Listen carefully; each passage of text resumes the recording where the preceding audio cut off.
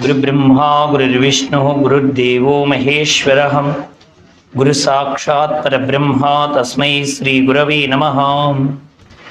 यो नित्यमच्युतपदाम्बुजयुग्मरुक्मा व्यामोहतस्तदितराणि तृणाय मेने अस्मद्गुरोर्भगवतोऽस्य दयैकसिन्धो रामानुजस्य चरणौ शरणं प्रपद्ये।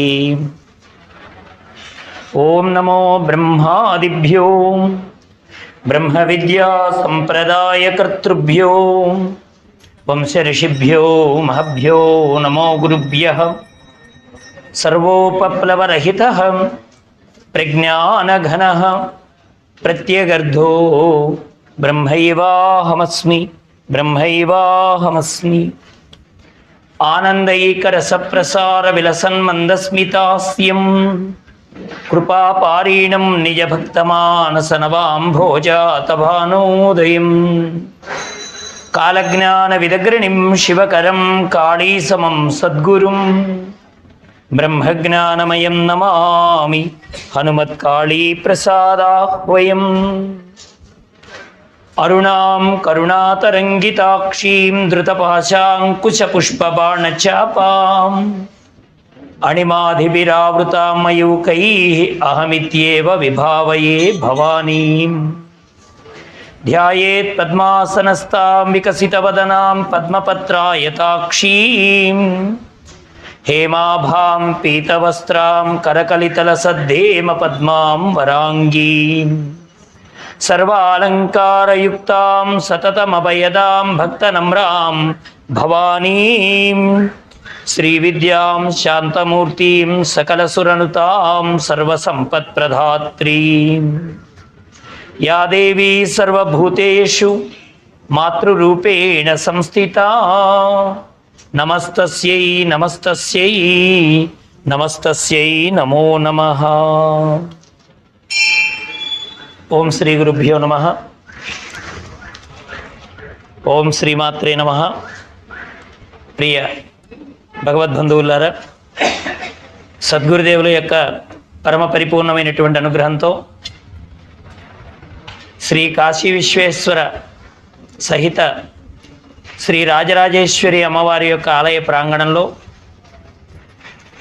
వివిధ దేవతామూర్తులతో విరాజిల్లుతున్నటువంటి పరమ పవిత్రమైనటువంటి గురు సన్నిధిలో బ్రహ్మశ్రీ బిట్రా పట్టాభిరామయ్య గారు స్థాపించిన ఈ భగవద్గీత సత్సంగ సమావేశ కార్యక్రమాలలో ఒక వారం రోజుల పాటు అమ్మ యొక్క దివ్యమైనటువంటి వైభవాన్ని ప్రవచన రూపంగా మనం తెలుసుకోవడానికి ఒక సమయాన్ని అనుగ్రహించారు గురుదేవులు. ఎందుకంటే గురువు అంటే కేవలం ఆస్వరూపంతో వస్తేనే బోధ అనుకోవడం కూడా ఒక అజ్ఞానమే. ఎందుకంటే దత్తాత్రేయులు వారు చెప్తారు, నాకు 24 మంది గురువులు ఉన్నారు అని. 24 మంది గురువులు ఎలా ఉన్నారు అంటే, మనకు ప్రపంచంలో ప్రతి వస్తువు ఏదో ఒకటి నేర్పుతోంది మనకి. ఏకాంతంలో ఉండండి, ద్వైతంలో పడకండి, ప్రపంచంలో ఎంతవరకు అవసరమో అంతవరకే మీ ఆలోచన కొనసాగనివ్వండి, ఇతరమైనటువంటి వాటికి ఆశకు పోతే కొన్ని ఇబ్బందులు అయిన వాళ్ళతోనే పడవలసి వస్తుంది సుమా అని చాలా విషయాలు మనకి దత్తాత్రేయులు వారు చెప్తారు.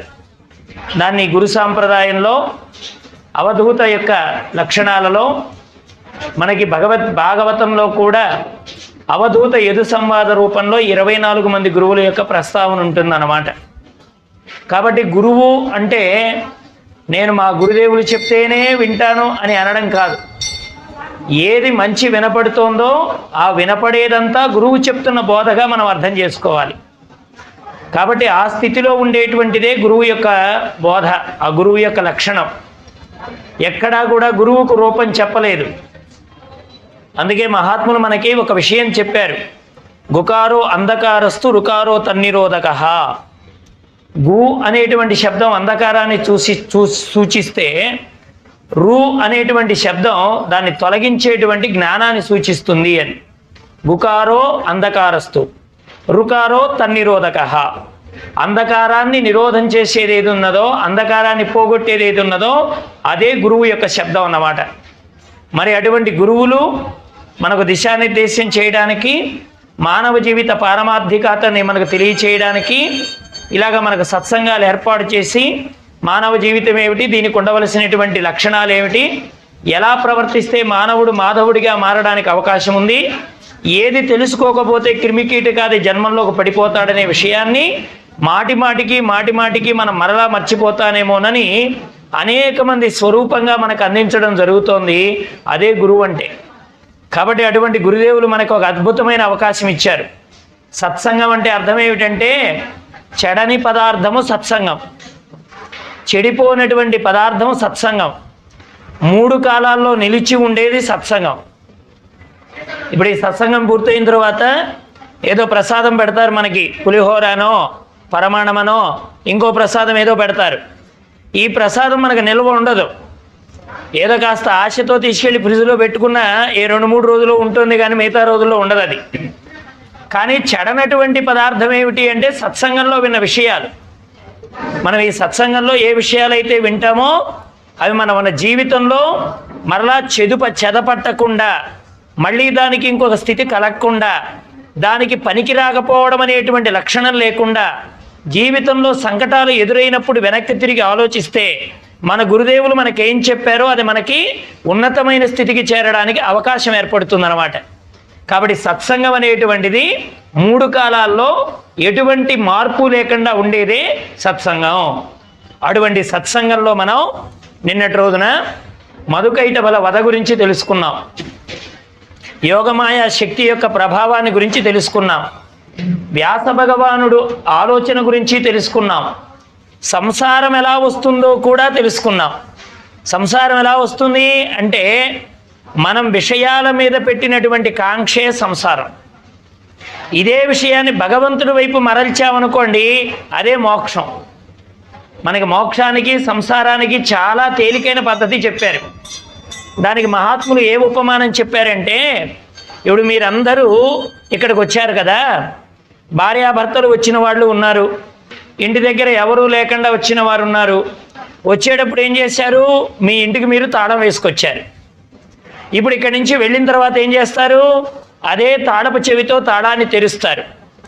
ఒకే తాళపు చెవి తాళం బంధించడానికి విడబడడానికి ఎలా కారణమైందో అలాగే మనస్సు కూడా ప్రకృతి వైపు తిరిగితే బంధనము, పరమాత్మ వైపు తిరిగితే ముక్తి అన్నమాట. తాళపు చెవులు ఎక్కడ 2 ఉండవు, వేయడానికి ఒకటి తీయడానికి ఒకటి, 2 ఎక్కడా ఉండవు. వేయడానికి అదే ఉపయోగపడుతోంది, తెరవడానికి అదే ఉపయోగపడుతుంది. అలాగే మానవుడు కూడా మనస్సు అనేటువంటి దాన్ని పరమాత్మ వైపు మరలిస్తేనేమో మోక్షం, అదే ప్రకృతి వైపు విషయాదుల వైపు పరిగెత్తింపజేశాడనుకోండి అదే బంధనం. కాబట్టి బంధనము మోక్షానికి రెండింటికి కారణం ఏమిటంటే మన ఏవ మనుష్యానాం కారణం బంధమోక్షయో అని ఉపనిషత్తులు చెప్పాయి. మనస్సు మాత్రమే బంధానికి మోక్షానికి రెండింటికి కారణం మనస్సే. మనమేమనుకుంటామంటే బ్రహ్మచర్యులకే మోక్షం ఉంటుంది, గృహస్థాశ్రమంలో ఉన్న వారికి మోక్షం ఉంటుందో ఉండదో, వానప్రస్థులకే మోక్షం ఉంటుందేమో, విశేషించి కాషాయం కట్టిన సన్యాసులకే మోక్షం ఉంటుందేమో, మనకు ఉండదేమో అనుకుంటూ ఉంటాం కదా. కానీ మనస్సు అనేటువంటిది ప్రధానమై వారు ఏ కార్యం చేస్తున్నా పరమాత్మ యందు గనక దృష్టి పెడితే వారు ముక్తి పదానికి చేరుకోవడానికి తేలికైనటువంటి మార్గం ఏమిటంటే మనస్సు భగవంతుడి పాదార విందముల యందు లగ్నము చేయడం. ఇది చాలా ఉత్తమమైనటువంటి పని. యత్కరోషి యదస్నాసి యజ్జుహోషి దదాసి యత్ తపస్యసి కౌంతేయ తత్కురుష్వ మదర్పణం అంటాడు అర్జునుడితో కృష్ణ భగవానుడు. నన్ను చేరడం చాలా తేలిక అన్నాడండి కృష్ణయ్య. మనం ఏమనుకుంటున్నామంటే లోకంలో అప్సరా థియేటర్ దగ్గరికి వెళ్ళడం చాలా తేలిక అనుకుంటున్నాం, లేకపోతే ఒంటిమిట్ట రామచంద్రమూర్తి దగ్గరికి వెళ్ళడం తేలిక అనుకుంటున్నాం, లేకపోతే ఇంకెక్కడో దేవాలయాలు ఉంటే అక్కడికి వెళ్ళడం తేలిక అనుకుంటాం. కానీ పరమాత్మ ఏం చెప్తున్నాడు, అసలు అన్నింటికంటే తేలికైనది ఏమిటంటే నన్ను చేరడం, నీ గురించి నువ్వు తెలుసుకోవడం. ఎందుకంటే ఇవన్నీ నీకు అన్యంగా ఉన్నాయి. దేవాలయాలున్నా, మఠాలున్నా, ఆశ్రమాలున్నా ఇవన్నీ మీకంటే అన్యంగా ఉన్నాయి. కానీ మీలో ఉన్నటువంటి ఆత్మతత్వం అది మీదై ఉన్నది, మీ వస్తువై ఉన్నది, మీరై ఉన్నారు. ఇంకా చెప్పాలంటే ఆ దైవం మీ స్వరూపమై ఉన్నది, మీకంటే అన్యంగా ఉండేది ఏది దైవం కాదు. కాబట్టి అటువంటి తత్వాన్ని మనం గుర్తించడానికే సత్సంగాలు. అంతేగాని ఊసుపోక కాదండి సత్సంగాలు ఏర్పాటు చేసుకునేది. మన నిజతత్వాన్ని మనం గుర్తిరగడానికి మనం ఇదిగో ఈ ప్రయత్నం చేస్తున్నాం. ఆ ప్రయత్నంలో ఒక మంచి మాట మనల్ని మారుస్తుందండి. మనకి భోజమహారాజు గారు తెలుసు కదా. భోజమహారాజు గారు కాస్త ఆయనకి పూర్వ వాసన వల్ల స్త్రీమూర్తి సాంగత్యం అనేటువంటిది ఒకటి వాసనగా మిగిలిపోయింది ఆయన జీవితంలో. ఓ రోజున ఈ రాజులు వీళ్ళు ఏం చేస్తారంటే, వాళ్ళు ఎంత గొప్పవాళ్ళో ఏదైనా చేయకూడని పని లోకంలో చేయవలసి వచ్చినప్పుడు రాత్రిని ఎంచుకుంటారండి. పగలంతా బాగానే ఉంటారు, ప్రజలతో మమేకమై ఉంటారు, కానీ ఒక చెయ్యకూడని పని చేయాల్సి వచ్చినప్పుడు ఎవ్వరికీ తెలియకుండా ఒక నెత్తిన ముసుగు వేసుకొని ఈ చేయకూడని పనులు ఉండే చోటికి వెడుతూ ఉంటారు. జోదశాలకి, పానశాలకి, స్త్రీమూర్తి వ్యసనానికి ఇలా వెడుతూ ఉంటారు. ఓ రోజున భోజరాజు అలాగే వెడుతున్నాడండి. వెడుతుంటే అప్పుడే ఒక బ్రాహ్మణుడు, ఆయన అప్పటికీ కాస్త ఆలస్యమైంది, ఇంటిది ఎక్కడికో వెళ్ళొచ్చాడు. ఆయన దాదాపు 11 అవుతోంది సమయం, రాత్రిపూట. ఆయన అప్పుడే భోంచేసి ఒక పడకుర్చీ కూడా వేసుకొని పడుకొని ఆ తాంబూలాన్ని సేవిస్తున్నాడు. ఈ సమయంలో ఆయనకు ఒక శ్లోకం గుర్తొచ్చిందండి. ఎవరికి? ఆ బ్రాహ్మణుల వారికి. ఏమన్నాడు ఆయన? వర్షార్ధమష్టౌ ప్రయతేత మాసాన్ రాత్యార్ధమర్ధౌ దివసేయతేత వార్ధాక్య హేతోర్వయసానవేన పరత్ర హేతోరిహ జన్మనాచ. తనకు నోటికొచ్చిన శ్లోకం చదువుకున్నాడండి. అందుకని మన వాళ్ళు ఏం చెప్పారంటే, మంచి మనిషికి ఒక మాట, మంచి పశువుకు ఒక దెబ్బ. మాటకు మారకపోతే వాడు మనిషి కాదు, దెబ్బకు మరలకపోతే అది పశువు కాదు. ఒక మంచి మాట మన హృదయంలో పడిందంటే మనలో మార్పు రావాలి. అందుకని వెంటనే ఆ అర్థం ఏమైందంటే, వర్షార్ధమష్టౌ ప్రయతేత మాసాన్. 4 నెలలు వర్షాకాలం వస్తుందని తెలుసుకుంటే 8 నెలలు కష్టపడతాడటండి మనిషి. అయ్యో, ఈ వర్షాకాలంలో నేను తినడానికి తిండి సంపాదించుకోవాలి కదా, బయటికి వెళ్ళి తెచ్చుకోవడానికి వర్షం అడ్డం కదా, మరి 8 నెలల పాటు బాగా కష్టపడి 4 నెలలు వర్షాకాలంలో ఎలా జీవనం కొనసాగించాలో బియ్యాన్ని ప్రోగు చేసుకుంటాడు, కందిపప్పు తెచ్చుకుంటాడు, నూనె కూడా స్టాకు పెట్టుకుంటాడు, ఏ అవసరమో అన్నీ తెచ్చిపెట్టుకుంటాడు. అంటే ఎప్పుడు వర్షం వస్తుందో, బయటికి పోయే అవకాశం ఉంటుందో ఉండదోనని ఇని చేర్చుకుంటాడు. వర్షార్ధమష్టౌ ప్రయతేత మాసాన్ రాత్యార్ధమర్ధౌ దివసేయతేత. ఎక్కడైనా రాత్రిపూట, అర్ధరాత్రి పూట ఏదైనా అవసరం వస్తే అప్పుడు తన ఇంట్లో కావలసింది ఏది అవసరం ఉంటుందా అని పగలంతా ఆలోచిస్తాడట. పగలే ఆలోచిస్తాడు. అర్ధరాత్రి అప్పుడు ఏది అవసరం అవుతుందో పగలే చేర్చుకుంటాడు. తర్వాత ఏం చెప్పారు? వార్ధాక్య హేతోర్ వయసానవేన. ముసలితనం రాబోతుంది, రేపటి రోజున ఈ పిల్లలు చూస్తారో చూడరో, నా పేరిటి కూడా 2-3 లక్షలు ఉంటే బాగుంటుంది, నా పేరిటి కూడా ఆకులు వీధిలో ఒక బిల్డింగ్ ఉంటే బాగుంటుంది, మంచి సెంటర్లో గోకుల్ లాడ్జీ దగ్గర షాపులు ఉన్నాయి కదా, కనీసం ఆద్దెలన్నా వస్తే నేను బ్రతుకుతాను కదా, కనీసం ఆ బిల్డింగ్ అన్నా నా పేరు ఉంటే బాగుంటుంది, ఈ కొడుకుల్ని నమ్మడానికి వీల్లేదని అతడు ఏం చేస్తాడు? ఆ రాసేటప్పుడు తనకు కూడా కొన్ని ఆస్తులు రాయించుకుంటాడు పెద్దాలు. ఎందుకంటే ఈ కొడుకుల్ని నమ్మడానికి వీలేదండి, ఆస్తి ఉంటే ఎలాగైనా చూస్తారని.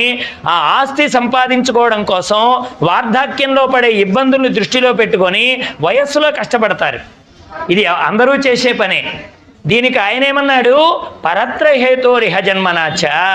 ఒరే మానవుడా, 4 నెలలు వర్షాకాలం ఉందంటే 8 నెలలు కష్టపడుతున్నావే, రాత్రి ఏది అవసరమవుతుందో పగలంతా కష్టపడుతున్నావే, ముసలితనంలో నిన్ను చూస్తారో చూడరో అని 4 చేతులు 4 రాళ్ళు వెనకాతలు వేసుకొని నీకంటూ ఒక రక్షణ ఏర్పరచుకుంటున్నావే, ఇవన్నీ వదిలేసిపోయి ఒకటి దగ్గరికి వెళ్ళవలసిన సమయం ఒకటి వస్తోంది, మరి దానికేమైనా పోగు చేసుకున్నావా అని అడిగిందండి వేదాంతం. ఇవన్నీ వదిలిపెట్టి పోవాలి. ఈ వదిలిపెట్టిపోయేయడానికి అక్కడికి పోయిన తర్వాత యమధర్మరాజు మీ ఆస్తులు అడగడండి. అబ్బాయి, కడపలో ఎన్ని బిల్డింగులు ఉన్నాయి, ఎన్ని ఎకరాల పొలం ఉంది, నీకు ఎన్ని షాపులు ఉన్నాయి, ఎన్ని వ్యాపారాలు ఉన్నాయి, నెలకు ఎంత వస్తుంది, ఇవన్నీ అడగడండి యమధర్మరాజు. ఏమడుగుతాడు?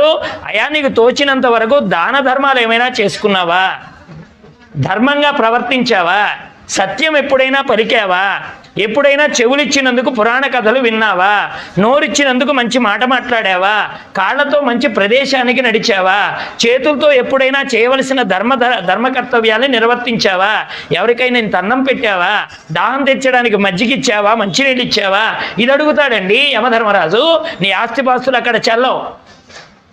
ప్రపంచంలో దీన్ని బట్టి గౌరవం ఉంటుంది. కానీ అక్కడ మాత్రం మనం సంపాదించుకున్నటువంటి సత్వగుణ ప్రధానమైన గుణానికి విలువ ఉంటుంది, మనం ఆర్జించినటువంటి పుణ్యానికి విలువ ఉంటుంది, ఈ దేహం ఉండగా మనం చేసుకున్నటువంటి పుణ్యానికి విలువ ఉంటుందే కానీ అక్కడ నీకున్న ఆస్తులు ఇవేమీ లెక్కలోకి రావు. అందుకని మానవుడు ప్రయత్నపూర్వకంగా ఏం చేయాలంటే జ్ఞానాన్ని సముపార్జన చేయాలి. అందుకని యోగ వాసిష్టంలో ఒక మాట ఉందండి, అన్నం తినాలి. ఎందుకని? శరీరం నిలబడాలి కాబట్టి అన్నం తినాలి. శరీరం ఎందుకు నిలబడాలి? ధర్మకార్యం కోసం నిలబడాలి. ఏదైనా గొప్ప ధర్మం చేయవలసి ఉంటే నా దేహం నిలబడాలని కోరుకోవాలి. ఒకవేళ ఆ ధర్మమే ఆచరించలేని రోజున దేహం పరమేశ్వర సన్నిధానానికి వెళ్ళుకోవాలని కోరుకోవాలి. కాబట్టి మానవుడు ధర్మం కోసం శరీరాన్ని నిలబెట్టుకోవాలి కానీ బయట ఉండే భోగాలను అనుభవించడానికి కాదు సుమా అని యోగ వాసిష్టంలో వశిష్ఠుల వారు రామచంద్రమూర్తితో చెప్తాడన్నమాట. అందుకే మన వాళ్ళు తేలిగ్గా చెప్పారు, శరీర మాధ్యం కలు ధర్మ సాధనం అని. అందుకనే అక్కడ మనకు జ్ఞానం అనేది ఎవరి ద్వారా లభిస్తోంది? మహాత్ముల ద్వారా లభిస్తోంది. ఇక్కడ వ్యాస భగవానుడు నిన్నటి రోజున ఏం చెప్పాడు శుకయోగీంద్రుల వారికి?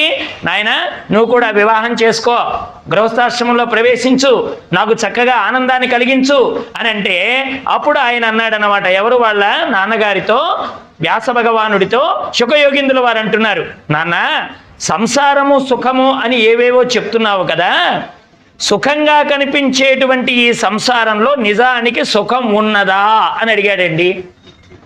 ఏమండి, భగవద్గీతలో స్వామి ఈ ప్రపంచానికి 2 మాటలు చెప్పారండి. ఇక్కడ ఉన్నటువంటి ప్రపంచానికి 2 లక్షణాలు చెప్పారు. ఏం చెప్పారు? అనిత్యం అసుఖం లోకే అని చెప్పాడండి. ఎవరితో? అర్జునుల వారితో చెప్పారు. అర్జున, ముందు నువ్వు ఒకటి గుర్తుపెట్టుకో అన్నాడండి కృష్ణయ్య. ఏం గుర్తుపెట్టుకోవాలి? మొట్టమొదటిది ఈ ప్రపంచం యొక్క స్థితి ఏమిటో తెలుసుకో. మొట్టమొదటిది ఏం చెప్పారు? అనిత్యము అన్నాడండి. అంటే ఇది ఉండదు, ఎప్పుడు ఈ రోజు ఉన్నట్టుగా రేపు ఉండదు, రేపు ఉన్నట్టుగా ఎల్లుండి ఉండదు, ప్రపంచం అంతా మారుతూ ఉంటుంది, ఇది అనిత్యము అన్నాడు. రెండవది ఏమిటండి? అసుఖము అన్నాడండి. అంటే ప్రపంచంలో సుఖం అనేది యథార్థంగా ఉన్నదా అంటే సుఖం లేదు, కానీ సుఖం ఉందనుకొని పరిగెడుతున్నాడు మానవుడు. అంతేగాని యథార్థమైన సుఖం పరమాత్మ దగ్గర తప్ప లోకంలో కనిపించే వస్తువుల దగ్గర సుఖం లేదు. ఎందుకని? అవన్నీ అనిత్యము, అది అసుఖము. ప్రపంచానికి 3 లక్షణాలు చెప్పారు మహాత్ములు. ఒకటి అసత్తు, రెండవది జడము, మూడవది దుఃఖము. ప్రపంచానికి ఉన్న 3 లక్షణాలు ఇది. మొదటిది అసత్తు, ఇది మారుతూ ఉంటుంది, సత్యం కాదు. రెండవది ఏమిటి? జడము, ఏది నీకు ప్రేమను పంచలేదు. నీ వల్ల ఏదైనా ఉపయోగం వస్తుందంటేనే ఎదుటి వాళ్ళు కూడా ప్రేమిస్తారు, లేకపోతే వీరు చూపించేటువంటి ప్రేమలు యథార్థమైన ప్రేమలు అనుకొని మానవుడు మోసపోతున్నాడు. కాబట్టి జడము. మూడవది ఏమిటి? దుఃఖము. ఎవడు సత్యము కాని దాన్ని పట్టుకుంటున్నాడో, ఎవడు నిజమైన ప్రేమ కాని దాన్ని ప్రేమ అనుకుంటున్నాడో వాడికి కలిగేది దుఃఖం. నాన్న, నిజానికి సుఖం ఉందా సంసారంలో అని అడిగాడండి. ఎవరు అడిగారు? శుకయోగీంద్రుల వారు అడిగారు. ఏమండి, లోకంలో మనం కూడా మహాత్ముల దగ్గరికి వెడుతూ ఉంటాం. ఏమంటారంటే మహాత్ముల్ని, మహాత్మా, మా పిల్లాడికి ఇంకా పెళ్లి కాలేదండి, ఎప్పుడవుతుంది అని అడుగుతారండి. సహజంగా ఎక్కడికి వెళ్ళినా ఇవే దుఃఖాలు. నాకు కలిసి రావడం లేదనో, నాకు డబ్బు లేదనో, నా కుమారుడికి పెళ్లి కాలేదనో, ఒకవేళ పెళ్ళైతే కుమారులు పుట్టలేదనో, ఇవే ఉంటాయి లోకంలో ఎక్కడైనా దుఃఖాలు.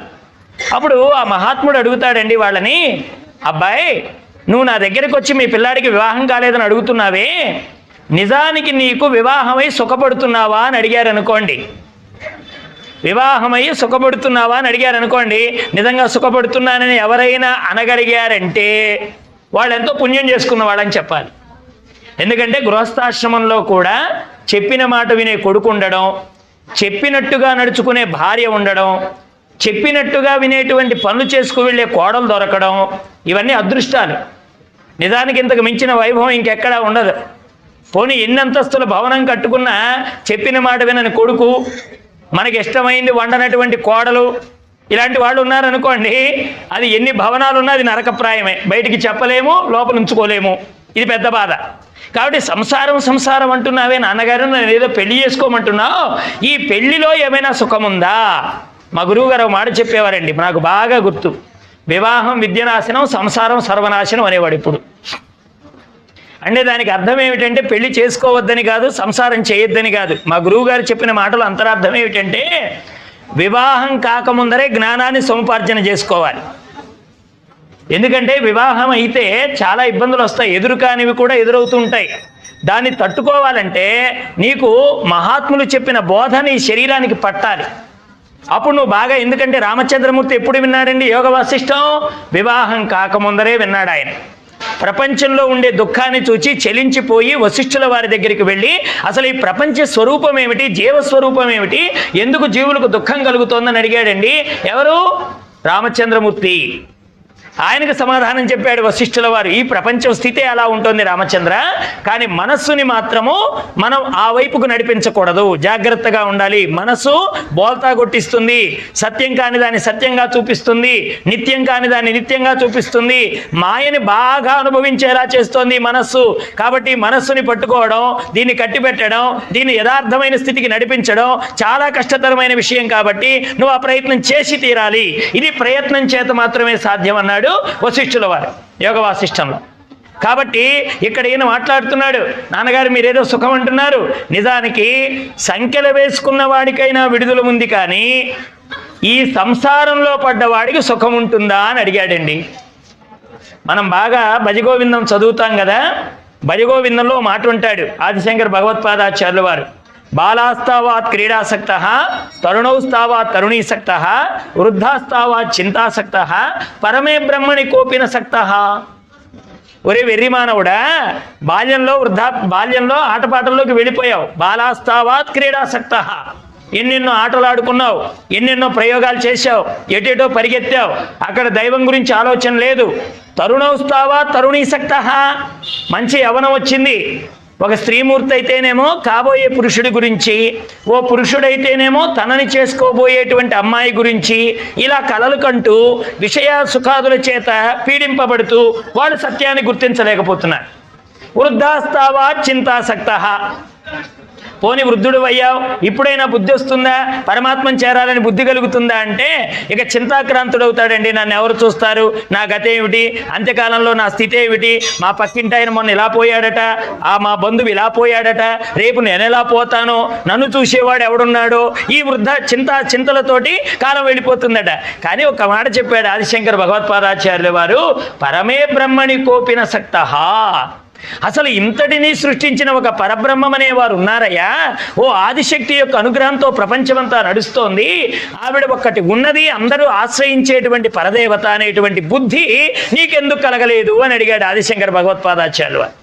అది తెలుసుకోవడమే నిజమైనటువంటి జ్ఞానం. అందుకని సంసారంలో పడ్డవాడికి ముక్తి ఉంటుందా? పులి నోట్లో పడిన వాడైనా కొంతకాలానికి బ్రతికి కట్టగలుగుతాడేమో, కానీ ఈ సంసారంలో పడినటువంటి వాడు బట్ట కట్టడం అనేది జరగదు.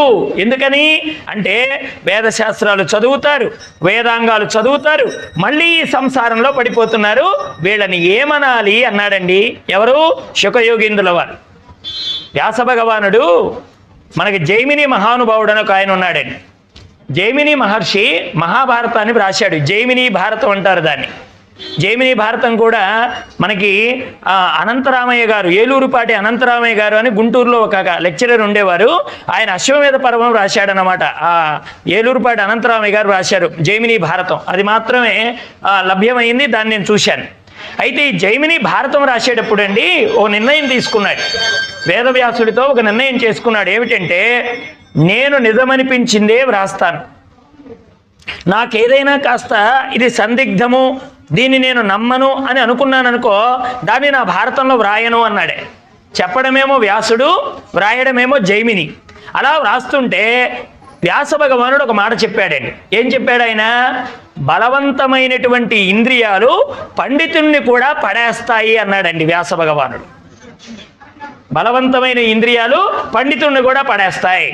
వెంటనే జైమిని అండి కలం పక్కన పెట్టి పుస్తకాన్ని పక్కన పెట్టాడు. ఏమయ్యా వ్రాయి అన్నాడు. ఎవరు? వ్యాస భగవానుడు. దానికి ఆయన అన్నాడు, మీరు చెప్పేది నాకు ఎందుకో రుచించట్లేదు గురువు గారు, మంచి పండితుడు ఇంద్రియాలకి ఎందుకు లొంగిపోతాడు? ఇంద్రియాన్ని జయించి ఉంటాడు కదా పండితుడు అనేవాడు. శాస్త్రం చదివినవారు, వేదం చదివినవారు, పురాణాలు చదివినవారు, ఇతిహాసాలు చదివినవారు ఇంద్రియాలు ఏం చేస్తాయి వారిని? ఇంద్రియాలు పడేస్తాయి అంటున్నారు కదా, దీన్ని నేను వ్రాయడానికి సిద్ధంగా లేనన్నాడు జైమిని. దాంతో వ్యాసుడు అన్నాడు, అనుభవానికి వస్తే నువ్వే రాస్తావు. ఏదైనా అనుభవం రావాలండి, అనుభవం వస్తే చక్కగా రాస్తాం.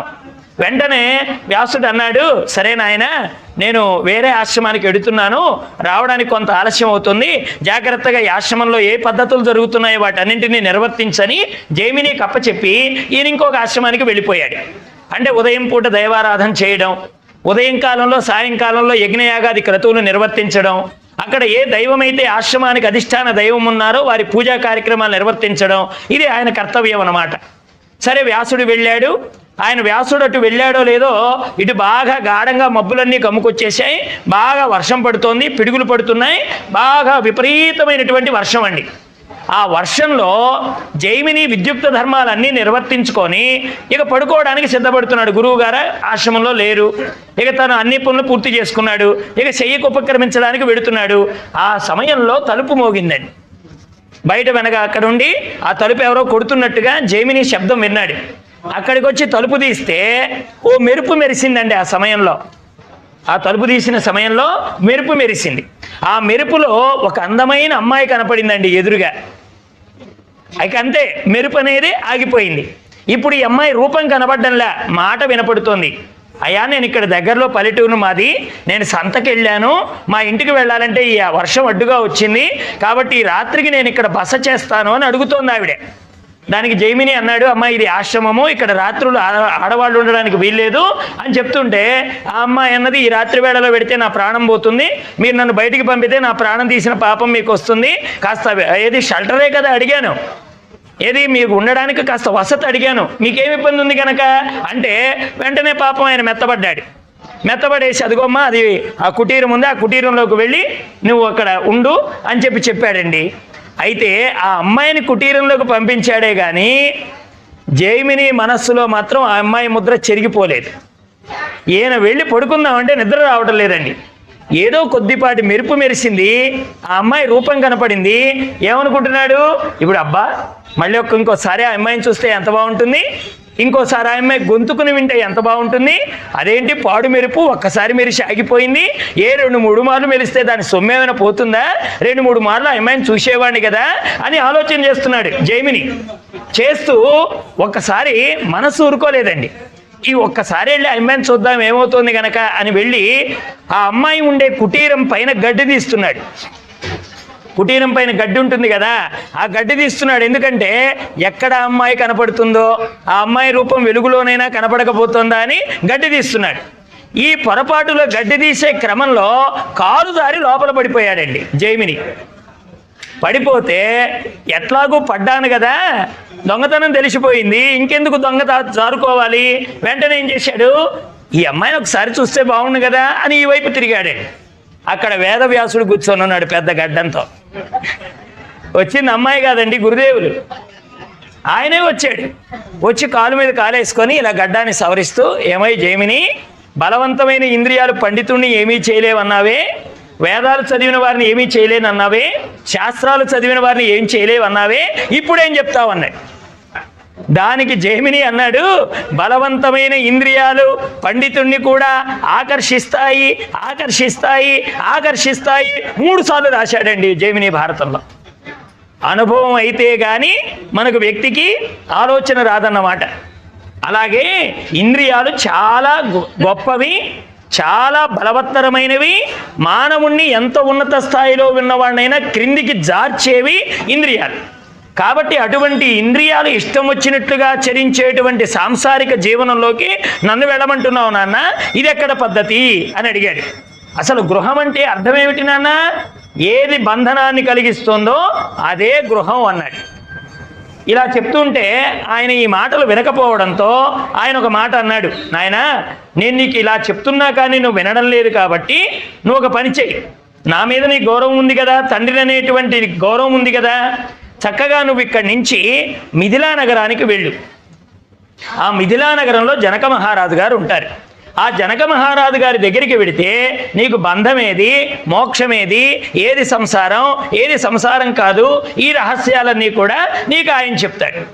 వెంటనే శుకుడు అన్నాడు, నాన్న నువ్వు భలేవాడి దగ్గరికి పంపిస్తున్నావే, అసలు ఆ మిథిలా నగరాన్ని పరిపాలించే జనకుడే ఆయన రాజయ్యా, ఆ రాజుకు బోలెడంత తలనొప్పులు ఉంటాయి, మరి అందరినీ సమాన దృష్టితో బ్రహ్మ దృష్టితో ఎలా చూస్తున్నాడు ఆయన, నువ్వు నన్ను మళ్ళీ ఆయన దగ్గరికి వెళ్ళమంటున్నావే అని అంటే, నాయన నా ఒక్కడి మాట గౌరవించి నువ్వు చక్కగా అక్కడికి వెళ్ళు అని చెప్పి కుమారుణ్ణి ప్రేరేపిస్తే అక్కడికి బయలుదేరాడండి, మిథిలా నగరానికి బయలుదేరాడు.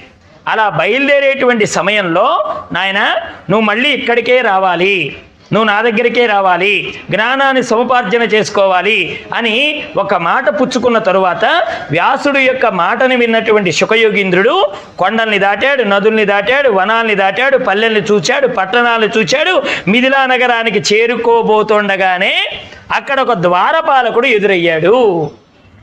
ఏమన్నాడండి ద్వారపాలకుడు? అయ్యా, ఎవరు నువ్వు, ఏ పని మీద వచ్చావు అని అడిగాడు. లోకంలో మనం అందరం వేసుకోవాల్సిన ప్రశ్న, కస్త్వం కోహం కుత ఆయాతః, నేనెవరిని, నేను ఎందుకోసం వచ్చాను, నా జీవితానికి పరమావధి ఏమిటి, ఇప్పటికి ఎన్ని మార్లు ఇక్కడికి ప్రయాణం చేశాను నేను ఈ లోకానికి, పునరపి జననం పునరపి మరణం పునరపి జననే జఠరే శయనం ఇహ సంసారే బహుదుస్తారే కృపయాపారే పాహిమురారే అన్నాడు. ఎవరు? ఆదిశంకర భగవత్పాదాచార్యులు వారు. సంసారం అంటే అర్థమేమిటో చెప్పాడండి ఆదిశంకరులు. సంసారం అంటే పుట్టడము, చావడము, మళ్ళీ పుట్టడము, మళ్ళీ చావడము, మళ్ళీ పుట్టడము, మళ్ళీ చావడము, ఇక ఎడతెరిపి లేకుండా ఈ జనన మరణ వలయమైన చక్ర సంబంధంలోకి పడడమే సంసారం అన్నాడు ఆదిశంకరాచార్యులు వారు. అంతేగాని వివాహము, పిల్లలు, వీళ్ళు కాదు సంసారం అంటే. పుట్టడము చావడం, పుట్టడము చావడం, ఇదే పరమావధి. ఇలా బ్రతుకుతూ ఉండడమే నా జీవితం అంటే. ఇక మళ్ళీ తిరిగి ఏదో ఒక మార్గం ఎంచుకోవాలి కదా.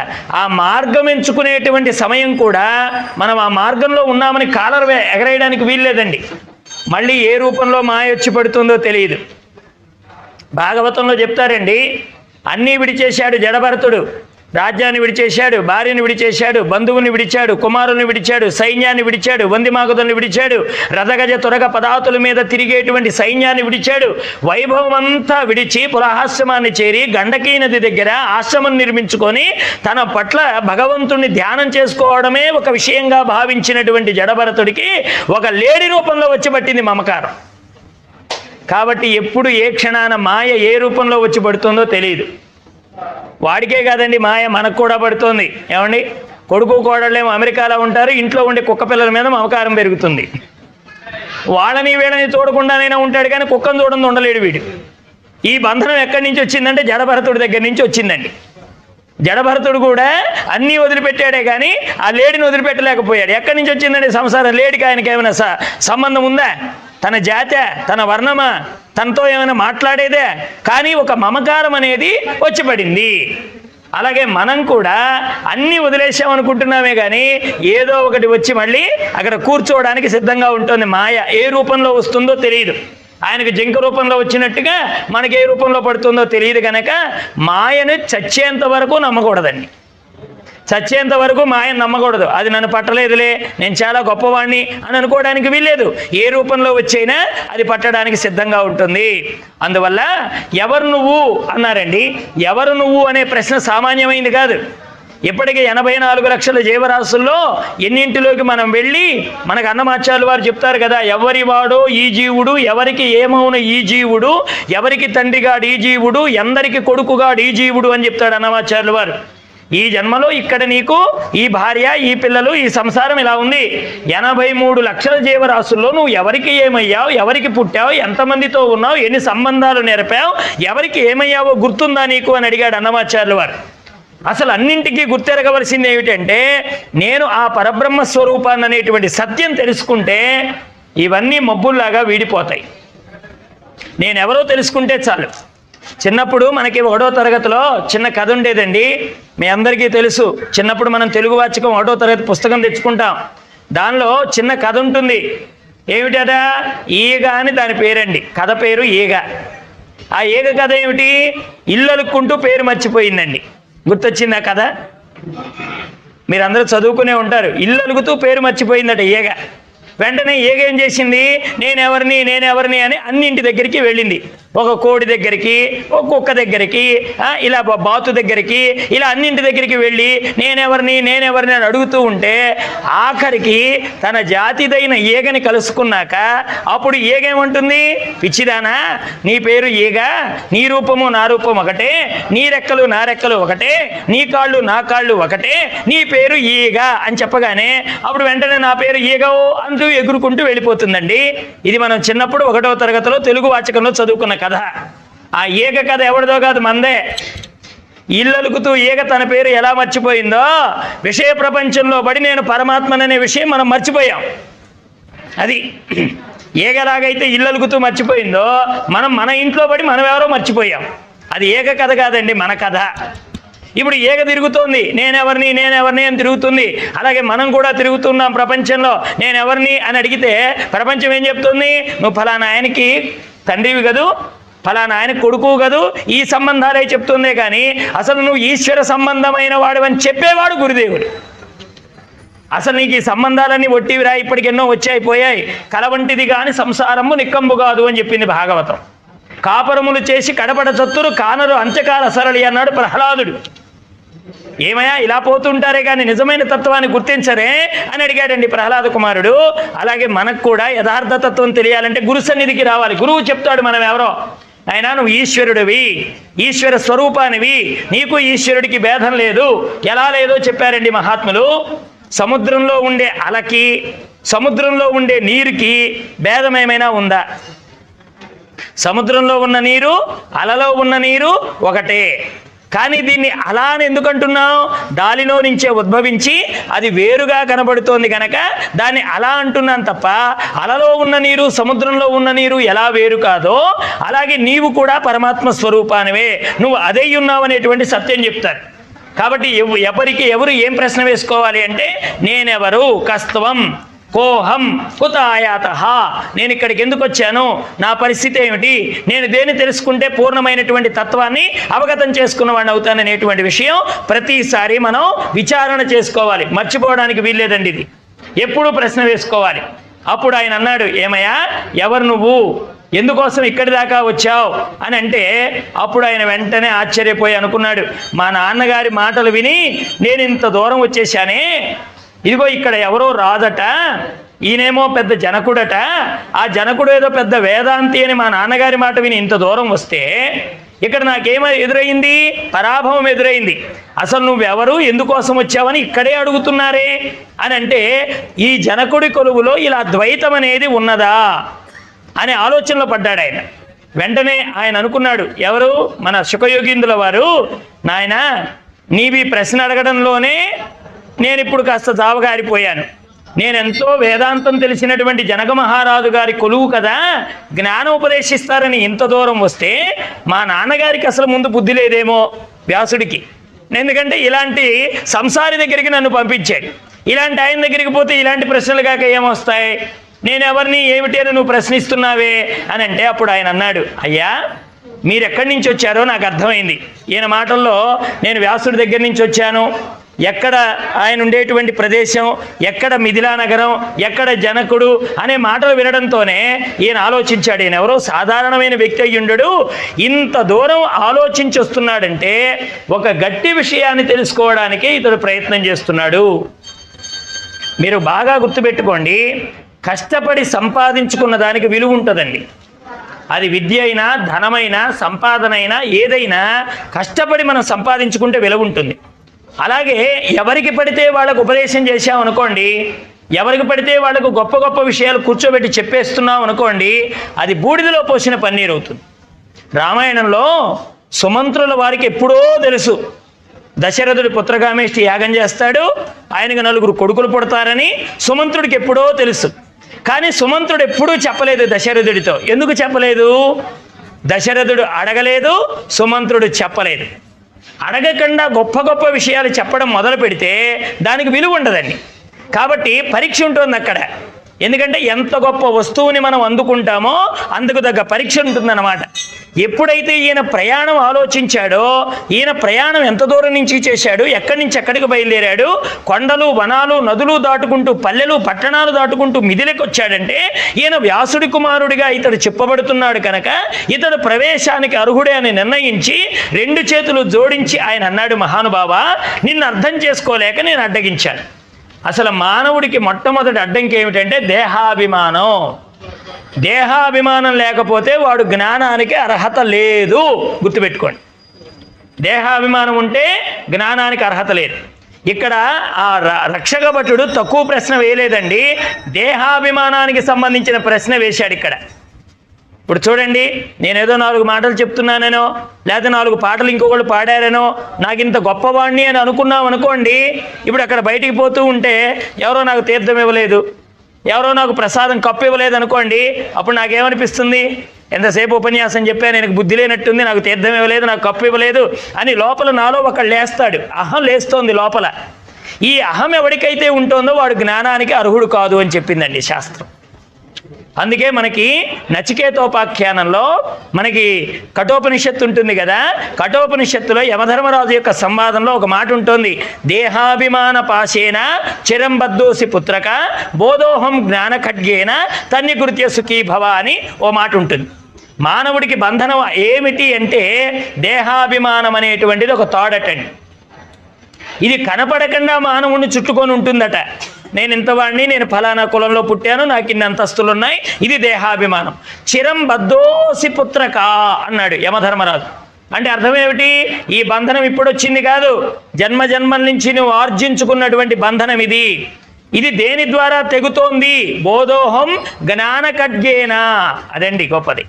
జ్ఞానం అనే ఖడ్గం చేత తప్ప ఈ దేహాభిమానం అనే పాశము అంత త్వరగా తెగదు అని చెప్పాడండి. కాబట్టి జ్ఞానానికి అంత గొప్ప స్థితి ఉన్నది.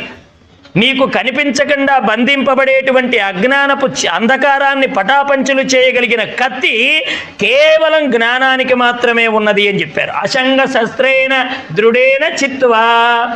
15వ అధ్యాయం పురుషోత్తమ ప్రాప్తి యోగంలో భగవద్గీతలో స్వామి చెప్పిన మాట ఏమిటంటే అశంగ శస్త్రేణ దృఢేన చిత్వా. ఏమయ్యా, ఊర్ధ్వంగా వెళ్ళవలసిన నీ మనస్సు అదో మార్గాన ప్రయాణం చేస్తోంది కాబట్టి అది దాన్ని అసంగ శస్త్రేణ అంటే దేనితో కలవకూడదో అది తెలుసుకోవాలి. దేనితో కలవకూడదో తెలుసుకోవాలి. కామంతో, క్రోధంతో, లోభంతో, మోహంతో, మదంతో, మాత్సర్యంతో, కులమదంతో, యవన మదంతో, ధనమదంతో, ఆర్జన మదంతో, తపోమదంతో, విద్యామదంతో, ఇలాంటి మదాలతో కానీ అరిషడ్ వర్గాల చేత కానీ సప్త వ్యసనాల చేత కానీ ఎవడు చిక్కుకోకుండా ఉంటాడో వాడు మాత్రమే ఈ ఆత్మస్వరూపాన్ని చక్కగా గుర్తించగలుగుతున్నాడు అని చెప్తాడండి మనకు భగవద్గీతలో. అది తేలిగ్గా వచ్చేది కాదు ఆత్మతత్వం. ఆత్మజ్ఞానం అంత తేలిగ్గా వంట పట్టేది కాదు. ఇన్ని వదులుకుంటూ వెడితే తప్ప దాన్ని మనం పట్టుకోలేం. అందుకని ఈ ప్రశ్న నేను వేశాను. కాబట్టి నీకు దేహాభిమానం తొలగిపోలేదు ఇంకా. ఎందుకని? నువ్వు కొద్దిగా ఆలోచించావు, నేను వ్యాసుడి కుమారుణ్ణి కదా, ఇంత దూరం ప్రయాణం చేశాను కదా, నాకు ఇంకా గౌరవం కలగలేదే అని నువ్వు అంటున్నావు. అంటే ఇది తొలగించుకుంటేనే నీకు జనకుడి దగ్గరికి ప్రవేశం. గుర్తుపెట్టుకోండి, లోకంలో డబ్బులు కట్టి హోటల్లో కూర్చుంటే వంటగదిలోకి పోనివ్వరండి. అక్కడ రాస్తారు, ఏది యజమానుల యొక్క ఆజ్ఞకు లోబడి ప్రవేశము కలదు. ఇంత దూరం దాయకపోయిన ఒక మాట రాస్తారు, ఇతరులు లోపలికి రాకూడదు అని. నువ్వు డబ్బు పెట్టి నువ్వు హోటల్లోకి వెళ్ళినా ఆ లోపల వంట చేసే దగ్గరికి నువ్వు వెళ్ళడానికి పర్మిషన్ లేదు. కానీ అలాగే ఎలాగైతే కొద్దిసేపు నీ భోజనానికి నీ శరీరానికి సంబంధించిన ఆకలి తీర్చుకోవడానికో ఇంకొకటి పర్మిషన్ ఎలా అవసరం అయ్యిందో ఆత్మజ్ఞానానికి కూడా ప్రవేశ అర్హతలు ఉన్నాయండి. నిబంధన ఏమిటా నిబంధన? మొట్టమొదటిది దేహాభిమానం ఉండకూడదు. ఈ దేహాభిమానం కలిగిన వాడు జ్ఞానానికి అర్హత లేదు అని చెప్పి నిర్ణయం చేశారు మహాత్ములు. ఆ దేహాభిమానమే ఆదిశంకరాచార్యులు వారిని నిలబెట్టింది. ఓ సమయంలో మనం చెప్తారు కదా, కాశీలో నడిచి వెళ్ళేటప్పుడు అక్కడ ఈ కొద్దిగా ఏది ఈ ఆదిశంకరాచార్యులు వారు వస్తున్నారు, తప్పుకోండి తప్పుకోండి తప్పుకోండి అని ఈ శిష్యులందరూ కూడా జనాన్ని పక్కకు తప్పుకోమంటున్నప్పుడు కొద్దిగా ఈయనలో కొద్ది వాసన ఉంది, ఆ వాసన పోగొట్టాలని సాక్షాత్తు శంకరుడే కాటికాపరిగా వచ్చాడు. చేతిలో కళ్ళు పట్టుకొని తినకూడని పదార్థం తినేవాడిలాగా ఆదిశంకరాచార్యులు వారికి ఎదురొచ్చాడు. ఎదురొస్తే శిష్యులేమన్నారు? తొలగండి తొలగండి అన్నారు. అప్పుడు ఆదిశంకరాచార్యులు వారు ఏమన్నారు, ఏమయ్యా ఎవరిని తొలగమంటావు, నన్ను తొలగమంటావా నాలో ఉన్నవాడిని తొలగమంటావా అని అడిగాడు. ఒక్క ప్రశ్న అండి, ఎంత అద్భుతమైన ప్రశ్న. విచారణలోకి వెడితే రోజుల తరబడి విచారణ చేయొచ్చండి. ఆదిశంకరాచార్యులు వారు అద్వైతంలోకి పెడితే ఒక్క శ్లోకాన్ని తీసుకుంటే రోజుల తరబడి విచారణ చేయొచ్చు, అంత వేదాంతం ఉంది. అలాగే దేహాభిమానం లేకపోతే జ్ఞానానికి అర్హత లేదు. ఎప్పుడైతే ఈయనకి దేహాభిమానం తొలగిందని గుర్తించారో అప్పుడు ఒక మంత్రి వచ్చాడు, ఈయన లోపలికి తీసుకెళ్ళాడు. ఒక ఉద్యానవనంలో ఇతనికి ఏర్పాటు చేశారండి విడిది. అంటే మానవుడు ఇంకా దేనికి లొంగిపోతాడంటే శబ్దానికి, స్పర్శకి, రూపానికి, రసానికి, గంధానికి. ఈ 5 తప్ప మానవుడిని పడగొట్టే ఇంకొక వస్తువు ప్రపంచంలో లేనే లేదండి. ఈ 5 ఉన్నాయి. ఆదిశంకరాచార్యులు వారు కూడా ఈ 5 గురించి చెప్పారు. నాయన, శబ్దానికి లోబడి లేడి తన ప్రాణాన్ని పోగొట్టుకుంటుంది. ఓ బోయేవాడు, లేళ్లు పట్టాలనుకునేవాడు మంచి వేణునాదాన్ని వినిపింపజేస్తూ శ్రవణానందకరంగా ఉన్న శబ్దాన్ని విన్నటువంటి లేడి ఎక్కడో తనకి శబ్దం వినపడింది, ఆ శబ్దం మాధుర్యాన్ని ఇస్తుందని శబ్దానికి లోబడి లేడి పరిగెత్తి వేటగాడి ఉచ్చులో ఎలా చిక్కుకుంటుందో ఈ మానవుడు కూడా మా తాత మంచాడు, మా నాన్న మంచాడు, మా మామయ్య గారు మంచారు, ఇలా మాటలు వస్తూ ఉంటాయండి ప్రపంచంలో. దానికి లొంగిపోతాడు, లేడిలాగా చిక్కుకుంటాడండి. ఇవే శబ్దాలు. రెండవది ఏమిటి? స్పర్శ. స్పర్శ సుఖానికి మానవుడు ఎలా బందీ అవుతున్నాడు అది ఉపమానంతో చెప్పాడు ఆదిశంకరాచార్యులు వారు. ఎక్కడైనా ఒక మావటివాడు ఏనుగులను ఆడించుకునే సర్కస్సు వాళ్ళు, ఆ ఏనుగు బలవత్తరమైంది వాళ్ళ పరం కావాలనుకున్నప్పుడు, ఒక మగ ఏనుగు కావాలనుకోండి, వాళ్ళు ఏం చేస్తారు, ఒక ఆడ ఏనుగుని దూరంగా పెట్టి దాని చేత గీంకారం చేయిస్తారు. ఎక్కడో ఉండి వింటుంది మగ ఏనుగు ఆ శబ్దాన్ని. వీడేం చేస్తాడు, ఈ ఆడ ఏనుగు దగ్గరికి వచ్చే దారిలో ఒక పెద్ద గొయ్యి తవ్వుతాడు, ఆ గొయ్యి మీద కట్టెలు పరుస్తాడు, దానిపైన మట్టి చల్లుతాడు, దానిపైన గడ్డి ఉన్నట్లుగా భ్రమింపజేస్తాడు. ఈ మగ ఏనుగు ఆడ ఏనుగుని పొందాలనే ఆతృతలో తను వెడుతున్న మార్గంలో గొయ్యున్నదని కూడా చూసుకోకుండా అంత బలవత్తరమైన ఏనుగు ఈ కట్టెల మీద ప్రయాణం చేస్తుంది, గోతిలో పడిపోతుంది, చిక్కి శల్యమైపోయి దానికి ఆహారం ఇవ్వకుండా దాన్ని ఇబ్బంది పెట్టిన తరువాత ఆ మావటివాడు వస్తాడు, తాను చెప్పినటువంటి మాట వినేదానిలాగా ఏనుగుని చేసుకుంటాడు, సర్కస్లో ఉపయోగించుకుంటాడు. ఇప్పుడు అంత పెద్ద ఏనుగు తన ఎదురుగా ఉన్న గోతిని గుర్తించలేక ఎందుకు పడిపోయింది అంటే ఆడ ఏనుగుని పొందాలనే స్పర్శ సుఖం. ఆ స్పర్శ సుఖానికి లోనైనటువంటి ఏనుగు ఎలాగైతే గోతిలో పడిందో మానవుడు కూడా అలా పడుతున్నాడు. మూడవది ఏమిటి? రూపం. రూపానికి ఎలా బంధితుడవుతున్నాడు అది చెప్పారు ఆదిశంకరాచార్యుల వారు. దీపం వెలుగుతూ ఉంటుంది, ఆ దీపం దగ్గర ఏదో ఉందని భ్రమిస్తాయి చుట్టూ ఉండే పురుగులు. ఆ పురుగులు వెళ్ళి ఆ దీపం మీద వ్రాలి తమ యొక్క జీవితాన్ని ఎలా నాశనం చేసుకుంటున్నాయో మానవుడు కూడా తడుకు బెడుకులతో కూడిన ప్రపంచంలో, మార్పే ప్రధానంగా కలిగిన ప్రపంచంలో యథార్థం కాని దాన్ని యథార్థం అనుకుంటూ, ఇంద్రియాల ద్వారా అనుభవించే సుఖమే సుఖం అనుకుంటూ ఆ రూపానికి లోబడిపోయి వాడు మిడతలాగా తగలడిపోతున్నాడు అన్నాడు. తర్వాత ఏమిటండి? రసం. ఈ రసానికి ఏం చెప్పారు, ఒక చేపలు పట్టాలనుకునేవాడు ఎర్రని గుచ్చుతాడు, ఆ ఎర్రతో కూడినటువంటి దాన్ని నీళ్ళలో వేస్తాడు. ఎప్పుడైతే ఆ ఎర్ర నుంచి ఒక రకమైనటువంటి రసం దానిలో బయలుదేరి ఎక్కడో ఉన్నటువంటి చేపని ఆకర్షించి ఆ రసానికి సంబంధించిన మాంసాన్ని తినాలనే కోరికతో అది వేగంగా పరిగెత్తుకుంటూ వస్తుంది, ఆ చేప వెళ్ళి గాలానికి తగులుకుంటోంది. ఎప్పుడైతే పైనున్న బెండు మునుగుతుందో తన ఆహారం కోసం ఎదురు చూస్తున్న ఈ చేపలవాడు ఆ చేపని లాగేస్తాడు, బుట్టలో పట్టేసుకుంటాడు. ఇది రసం వల్ల ఉనికిని కోల్పోతుంది. తర్వాత ఏమిటి? గంధం. గంధం ఏమిటి? పుష్పం మీద బాగా తుమ్మెదలు వాళ్తాయి, వాలిన తర్వాత సూర్యాస్తమయమయ్యేది కూడా గుర్తించక ఆ పద్మంలోనే ఉండడం వల్ల అది ఇలా ముకుళించుకుపోయి ఆ పద్మంలోనే ప్రాణాలు వదిలేస్తాయి తుమ్మెదలు మొదలైనటువంటివి.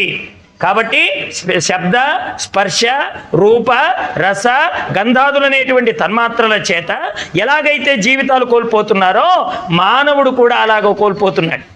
అందుకని ఇవి దేని పరం కావాలి? అమ్మను ఆరాధించేటువంటి పద్ధతిలో మార్చుకోవాలి. శబ్దం వినండి, చక్కనైన అమ్మ స్తోత్రాలు వినండి. రూపాన్ని చూడండి, అమ్మ యొక్క అనుగ్రహాన్ని పొందడానికి అమ్మ యొక్క రూపాన్ని చూడండి. అమ్మ ఎంత అద్భుతంగా ఉంది, ఆ సౌందర్యం ఏమిటి, ఆ సౌందర్యాన్ని కళ్ళతో నేను చూచి ఆనందాన్ని అనుభవించాలంటే అది జీవితంలో పూర్తవుతుందా? అమ్మ సౌందర్యం వర్ణించడానికి వసిన్యాది వాగ్దేవతలకే సాధ్యం కాలేదు. నువ్వు ఏ రూపంగా చూచుకున్నా దాన్ని భగవత్పరంగా ఉంచడానికి ప్రయత్నం చేయి, భగవత్పరంగా నడుపుకోవడానికి ప్రయత్నం చేయి. అందుకని ఈయన చక్కని ఉద్యానవనంలోకి తీసుకెళ్లారు, ఆతిథ్యం ఇచ్చారు, స్త్రీమూర్తుల్ని పిలిపించారు, చక్కగా స్నానం చేయించారు, మంచి భోజనం పెట్టించారు, చక్కనైనటువంటి శయ్యను ఏర్పాటు చేశారు. అయితే ఈ శుకయోగీంద్రుల వారు వాటినన్నింటినీ తాను అనుభవించాడే కానీ వికారం పొందలేదండి. వికారం పొందలేదు శుకయోగీంద్రుడు. అంటే మంచి సంగీత శబ్దానికి కానీ, ఆడవాళ్ళు వచ్చి ఈ ఒంటిని తడుముతూ ఉంటే స్పర్శకు కానీ, అందమైన సుందరాంగులు కంటికి ఎదురుగా కనపడుతుంటే రూపానికి కానీ, మంచి భోజనం పెడితే రసానికి కానీ, ఒంటికి ఈ గంధాన్ని అలముతుంటే అందునుంచి వచ్చినటువంటి సువాసనకు కానీ తన మనస్సుని జార్చుకోలేదు. అంటే శబ్ద, స్పర్శ, రూప, రస, గంధం అనేటువంటి పంచతన్మాత్రలు ఏకకాలంలో శుకయోగీంద్రుని పరీక్ష పెట్టాయి. దేహాభిమానం కలిగిన వాడికి జ్ఞానం పొందే అర్హత లేదు. ఈ పంచతన్మాత్రల్ని గనక జయించలేకపోతే, పంచభూతాల్ని గనక వీడు జయించలేకపోతే, దానివల్ల వచ్చే వికారాదుల్ని గనక వీడు జయించలేకపోతే అసలు మోక్షం అనేటువంటి దాన్ని, కైవల్యం అనేటువంటి దాన్ని వినడానికి కూడా వారికి అర్హత లేదు. బోధ జరగడానికి ముందర ఇంత పరీక్ష ఉంటుందండి. గురువుల దగ్గరికి ఊరికే చేరనెవరు. పూర్వకాలంలో 12 ఏళ్ళు గురుసేవ చేస్తే కానీ మంత్రం ఇచ్చేవారు కాదు. 12 ఏళ్ళు చెయ్యాలి గురుసేవ. వాడు రావాలి, గురువు దగ్గరికి రావాలి, మంత్రం మీద వాడికి ఎంత శ్రద్ధ ఉందో తెలియాలి. అలా కాకుండా విచ్చలవిడిగా మంత్రాలు ఇచ్చుకుంటూ పోయారనుకోండి, వాడికి దాని మీద విలువ ఉండదు. ఆయాచితంగా లభించిందండి మంత్రం, ఎందుకు విలువ ఉంటుంది? ఆ మంత్రానికి ఎంత శక్తి ఉన్నది, ఎంత కష్టపడితే వచ్చింది, అది ఒక రామానుజాచార్యుల వారు ఆలోచించారు. గోష్ఠీపూర్ణుల వారు 18 మార్లు తిప్పారండి ఆయనకు మంత్రం ఇవ్వడానికి. రామానుజాచార్యుల వారికి అష్టాక్షరి మంత్రం చెప్పడానికి 18 మార్లు ఆయన తిప్పితే ఆయన అనుకున్నాడు, నాబోటి వాడికే 18 మార్లు తిప్పారే వీళ్ళు, అలాంటిది ప్రపంచంలో ఉన్న వాళ్ళందరికీ కూడా ఎలా అందుతోంది ఆ కైవల్యమని ఆ గోష్ఠీపుర గోపురం ఎక్కి అష్టాక్షరి మహామంత్రాన్ని లోకానికి వెదజల్లాడు రామానుజాచార్యుల వారు. ఎందుకంటే ఆ మంత్రం ఎంత కష్టపడితే లభ్యమవుతుందనేటువంటి విషయం తెలియాలి. అది తెలియకుండా మంత్రోపదేశం జరిగితే ఆ మంత్రం యొక్క గొప్పదనాన్ని మనం ఎప్పటికీ గుర్తించలేం. కాబట్టి ఇన్ని పరీక్షలు ఉన్నాయి గురుదేవుల దగ్గరికి చేరడానికి. వెంటనే మంత్రి గారు వెళ్ళారు, జనకుడితో కబురు పెట్టారు. జనక మహారాజా, వ్యాస భగవానుడి కుమారుడు శుకయోగీంద్రుల వారు వచ్చారు. మొట్టమొదటిసారి దేహానికి పరీక్ష జరిగింది. అక్కడ ఆయన ద్వారపాలకుడు ప్రశ్నించగానే కొద్దిగా కించిత్ బాధపడ్డాడు. సరే, దాన్ని కూడా దాటి దేహాభిమానానికి తలవొగ్గి లోపలికి ప్రవేశింపజేశాం. ఇప్పుడు తన్మాత్రల్ని గెలిచాడు. ఎవరు? ఈ శుకయోగీంద్రుల వారు పంచతన్మాత్రల్ని జయించాడు. కాబట్టి ఇప్పుడు ఇతనికి బోధ చేయొచ్చు అని చెప్పారు. అలా చెప్పగానే తెల్లవారిన తరువాత రాజభవనంలోకి వచ్చారు. ఎవరు? శుకయోగీంద్రుల వారు. రాజా, నీకు నమస్కారం. వ్యాస భగవానుడు నా తండ్రి గారు కాలానుగుణంగా నాకు ఉపదేశం చేశారు. నేను ఏదైతే వేదం నేర్చుకోవాలో అదంతా సక్రమంగా నేర్చుకున్నాను. అయితే మా నాన్నగారికి నాకు ఒక చిన్న తేడా ఎక్కడొచ్చిందంటే, మా నాన్నగారేమో గృహస్థాశ్రమంలోకి వెళ్ళమంటున్నారు, నేనేమో గృహస్థాశ్రమం బంధనము అని అంటున్నాను. కాబట్టి కావలసింది మోక్షం గనక మోక్షం పొందడానికి గృహస్థాశ్రమం అడ్డమని నేను అనుకుంటున్నాను. కాబట్టి మీ దగ్గరికి వెళ్ళమన్నాడు గనక నేను మీ దగ్గరికి వచ్చాను, నాకు సరైన ఉపదేశం చెయ్యండి అని అడిగాడు. ఒక్కసారి జనకుల వారు అమ్మని తలుచుకున్నాడు. అమ్మ, ఇది చాలా క్లిష్టతరమైనటువంటి విషయం. ఆ అమ్మ అనుగ్రహం ఉంటేనే ఏదైనా చెప్పగలుగుతాం, మాట్లాడగలుగుతాం. ఆ అమ్మ కైవల్యప్రదాయిని, వాంఛితార్థప్రదాయిని, మోక్షాన్ని కరతలామలకం చేసేటువంటిది అమ్మ. కాబట్టి ఆ పరమేశ్వరి అనుగ్రహం లేకపోతే బోధని ఎదుటివారికి అర్థమయ్యేలా చెప్పేటువంటి విధానం తెలియాలన్నా అది అమ్మవారి యొక్క అనుగ్రహం ఉంటే కానీ ఆ పని చేయలేరు. అందుకని అమ్మ వైభవం ఇంత అని చెప్పడానికి వీల్లేదు. అమ్మని తలుచుకున్నాడు జనక మహారాజు. వెంటనే ఆయన అన్నాడు, నాయన, నువ్వు చెప్పింది మంచిదే. గృహస్థాశ్రమ ధర్మంలో బంధాలు ఉండడం అనేటువంటిది సహజమే. అయితే మానవుడు క్రమక్రమంగా ముక్తిని పొందే ప్రయత్నం చేయాలి అన్నాడండి. క్రమముక్తి, సద్యోముక్తి అని 2 రకాలు ఉన్నాయి. క్రమముక్తి అంటే ఎలా ఉంటుందంటే, ఒక ఆశ్రమాన్ని విడిచి ఒక ఆశ్రమం, ముందు బ్రహ్మచర్యాశ్రమంలోకి రావాలి, బ్రహ్మచర్యాశ్రమంలో విద్యాబుద్ధులు నేర్చుకోవాలి, తర్వాత గృహస్థాశ్రమంలోకి వెళ్ళాలి.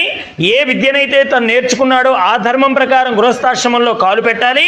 ఆ తరువాత వానప్రస్థాశ్రమాన్ని భార్యాభర్తలు ఇద్దరు స్వీకరించాలి. ఆ తరువాత అది ఉత్తమోత్తమమైనటువంటి సన్యాస మార్గంలోకి ప్రవేశం చేయాలి. ఇది ఎవరు చేశారండి? రఘువంశీయులైనటువంటి రామచంద్రమూర్తి పూర్వీకులు చేశారండి. కాళిదాసు గారు రఘువంశం అనే ఒక కావ్యం రాశాడు. దానిలో ఏం చెప్పారంటే శైశవే విద్యాభ్యాసానాం యవ్వనే విషయేషిణాం వార్ధాక్యే మునివృత్తీనాం యోగీనాంతే తను త్యజాం అన్నాడు కాళిదాస్ గారు. నాలుగు రకాలుగా ఉండేవారటండి. ఎవరు? రఘువంశీయులు, అంటే రాముడికి పూర్వం వారు. ఎలా ఉండేవారట? బాల్యంలో కేవలం విద్య కోసం మాత్రమే సమయాన్ని వెచ్చించేవారు. బాల్యంలో కేవలం విద్య నేర్చుకోవాలి. విద్య అంటే ఏది ముక్తి కరతలామలకమయ్యేటువంటి విషయాలు నీకు సంప్రాప్తింపజేస్తాయో దాన్ని మాత్రమే విద్యానమన్నారండి. విద్య అంటే ఇప్పుడు వచ్చేటువంటివి కాదు. విద్య ఏది నీకు మరలా ఈ మాయలో పడిపోకుండా యథార్థమైనటువంటి జ్ఞానాన్ని ఉపదేశం చేసేటువంటిది అయ్యున్నదో అదే విద్య. అటువంటి విద్యను నేర్చుకోవాలి. ఎప్పుడు? శైశవంలో ఉన్నప్పుడు, బాల్యంలో ఉన్నప్పుడు. అందుకే మా గురువుగారు చెప్పేవారు, వివాహం అయ్యింది అంటే విద్య నాశనం అయిపోతుంది అన్నారు. ఎందుకు చెప్పారు ఆ మాట? నాయన, వివాహం కాకముందర విద్య నేర్చుకోవడానికి మనం కాలాన్ని వెచ్చిస్తే అది బాగా పడుతోంది. వివాహం అయిన తరువాత మీరు విద్య మొదలు పెట్టారనుకోండి, అది ఎలా ఉంటుందంటే ఓవైపున భార్య, ఓవైపున కన్న సంతానం, ఓవైపున గృహస్థాశ్రమ ధర్మాలు తెచ్చిపెట్టమని భార్య అడుగుతోంది, నా సంగతి ఏంటని తల్లిదండ్రులు అడుగుతారు. ఈ సమయంలో మనం విద్య వైపు మనసు పెట్టలేం.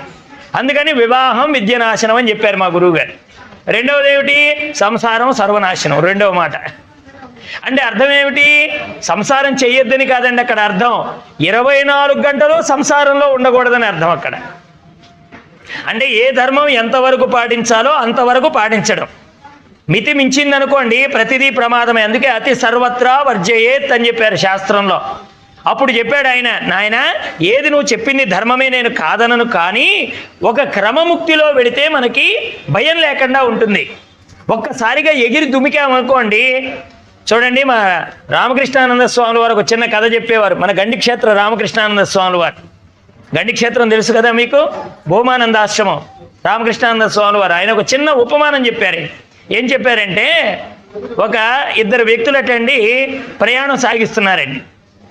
బాగా వాగులు వంకలు పొరులుతూ ఉన్నాయి వర్షం పడి. వీళ్ళిద్దరిలో ఒకడికేమో ఈతొచ్చు, ఇంకోటికేమో ఈత రాదు. ఈత వచ్చిన వాడు ఏం చేశాడంటే, నీళ్లు పారుతూ ఉంటే వీడు వెంటనే ఆ లుంగి తీశాడు, బాగా గోచిగా బెగగట్టాడు, ఎగిరి దూకాడు, కాళ్ళు చేతులు ఆడించుకుంటూ అవతల ఒడ్డుకు చేరుకున్నాడు. వీడికి ఈత రాదండి. వీడికి ఈత రాకపోయినా వీడేమనుకున్నాడంటే, ఈత కొట్టడం అంటే కేవలం గోచి పెట్టుకొని కాళ్ళు చేతులు ఆడిస్తే చాలు అనుకున్నాడు వాడు. వీడికి ఈత రాదు వాస్తవానికి. వీడేమనుకున్నాడు, వాణ్ణి చూచి అసలు ఈత అంటే గోచి బిగించి కట్టి ఎగిరి దూకి కాళ్ళు చేతులు ఆడిస్తే అవతల ఒడ్డుకు పోతాను కదా అనుకున్నాడు. వీడికి అభ్యాసం లేదు. వెంటనే వాడు కట్టినట్టుగా గోచి కట్టాడు, వాడు దూకినట్టుగా వీడు దూకాడు, వాడు ఆడించినట్టుగా కాళ్ళు చేతులు ఆడిద్దామంటే వాడికి అభ్యాసం లేకపోవడం వల్ల నీళ్ళలో మునిగిపోయాడు. కాబట్టి మహాత్ములు ఎప్పుడూ కూడా అనుకరించే ప్రయత్నం చేయకూడదు. ఒక్కొక్కసారి అండి మహాత్ములు చెప్తారు, గొప్ప విషయాలే చెప్తారు, కానీ ఆ స్థాయి మనకున్నదా లేదా, దాన్ని మనం అంత దూరం మనం వెళ్ళగలుగుతున్నామా లేదా ఆలోచించాలి. అందరూ వెళ్ళలేరండి. బ్రహ్మంగారికి బోలెడు మంది శిష్యులు ఉన్నారు, కానీ కుక్కని చూపించి ఇది మధుర పదార్థం తినండిరా అని బ్రహ్మంగారు చెప్తే సిద్ధయ్య ఒక్కడు తప్ప మిగతా వాళ్ళు ఎవరు ఆ పని చేయలేదు. ఆయన ఒక్కడే ఆ కుక్కలో మధుర పదార్థాన్ని చూశాడు. ఇది మా గురువు గారి ఆజ్ఞ అన్నాడు, కుక్క మాంసం తిన్నాడు. అంటే గురుదేవుని శిష్యులందరూ ఆ పని చేయగలిగారా? ఎవరు గురువాక్యాన్ని నమ్మారో, ఎవరు గురువు యందు విశ్వాసం ఉంచారో, ఎవరు గురువు చెప్పిన బోధ యందు ఏకాగ్ర చిత్తంతో శ్రద్ధతో వాళ్ళ జీవితంలో ఆచరణలో పెట్టుకున్నారో ఆ సిద్ధుడు మాత్రమే ఆ పని చేయగలిగాడు. మనకు సిద్ధయ్యలు దొరకటం లేదు, కానీ శిష్యులు బోలెడు మంది దొరుకుతున్నారు. శిష్యులు బోర్డు ఎంతమంది తిరుగుతున్నారు, మేము ఫలానా వారి శిష్యులు అండి అంటున్నారు.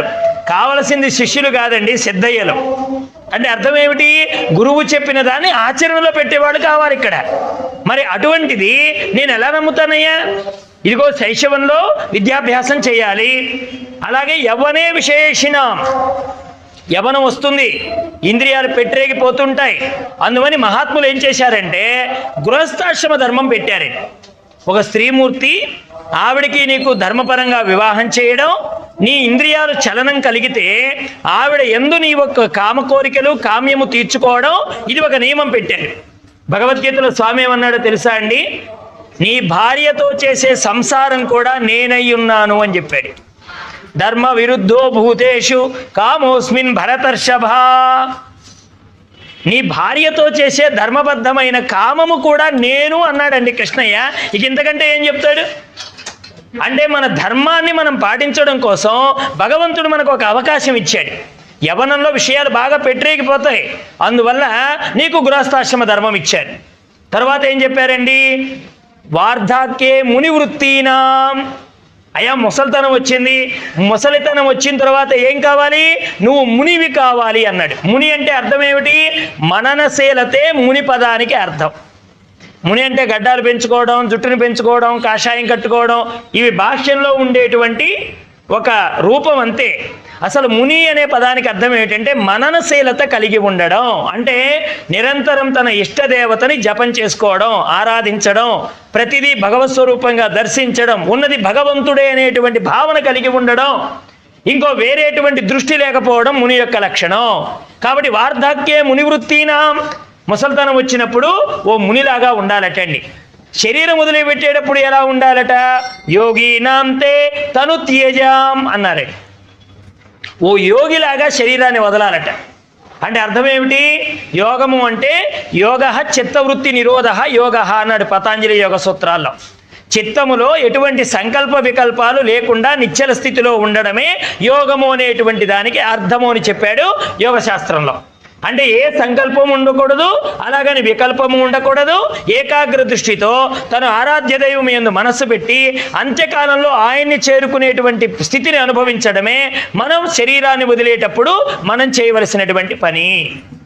కాబట్టి ఇలా క్రమముక్తిని పొందితే బాగుంటుంది. కానీ ఒక్కసారిగా నువ్వు ఎగిరి దుముకుతానంటే అది చాలా ప్రమాదం సుమా అన్నాడు. ఎవరు చెప్పారు ఈ మాట?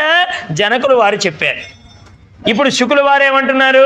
అయ్యా మీరు చెప్పేదంతా కూడా నిదానంగా వెళ్ళే వాళ్ళ లక్షణం. ఏమండి, మనకు బస్సులు ఉంటాయి కదా, పల్లె వెలుగు ఒక రకంగా పోతుంది, ఎక్స్ప్రెస్ ఒక రకంగా పోతుంది, అల్ట్రా డీలక్స్ ఒక రకంగా పోతుంది, సూపర్ డీలక్స్ ఒక రకంగా పోతుంది, అలాగే ఇంద్ర మొదలైన సూపర్ స్పెషాలిటీ బస్సులు ఉన్నాయనుకోండి, అవి ఇంకో రకంగా పోతాయి. ఇప్పుడు శుకుడు ఏమంటున్నాడు? అబ్బాయి నువ్వు చెప్పింది పల్లె వెలుగు బస్సు గురించి చెప్పావన్నాడు. ఇది ఆగుతూ ఆగుతూ పోయేటువంటి సెక్షన్ చెప్తున్నావు నువ్వు. అసలు నేను సూపర్ ఫాస్ట్, నాకు ఇవన్నీ అక్కర్లేదు. నేను ఇలాగా బ్రహ్మచర్యము, ఇలాగ గృహస్థు, తర్వాత వానప్రస్థం, ఆ తర్వాత సన్యాసం, ఇవన్నీ నాకు అక్కర్లేదు. నేను ఏకంగా ఎగిరి సన్యాసాశ్రమంలోకి వెడతాను అన్నాడండి. వెంటనే ఆయన ఒక మాట అన్నాడు, విరక్తి కలిగితే సన్యాసాశ్రమం స్వీకరించవచ్చు కదా అని అడగగానే, మునికుమారా అన్నీ తెలిసిన ధీమంతుణ్ణి కూడా ఇంద్రియాలు పడేస్తాయి. బాగా గమనించాలండి. ఎందుకంటే మనకి చాలా విషయాలు ఎంతో సాధిద్దామని పోయి కూడా క్రిందైపోయి జీవితాన్ని పండించుకోలేక జారిపోయిన వాళ్ళు బోలెడు మంది కనిపిస్తారు. కాబట్టి ఇంద్రియాలు ధీమంతుణ్ణి కూడా పడేస్తాయి. స్వభావం తెలియకపోతే ఆరంభ సూరత్వం కలిగిన వాడిని అతి వేగంగా అవి ఆకర్షిస్తాయి. ఎంతో ఆనందంతో పోతాడు, నేను బ్రహ్మజ్ఞానం పొందాలి, బ్రహ్మతత్వం పొందాలి అని. అలా బయలుదేరి వెళ్ళిన వాడే విశ్వామిత్రుడు కూడా. విశ్వామిత్రుడు ఎలా వెళ్ళాడండి? రామాయణంలో ఎవరితో ఆయనకు విరోధం కలిగింది?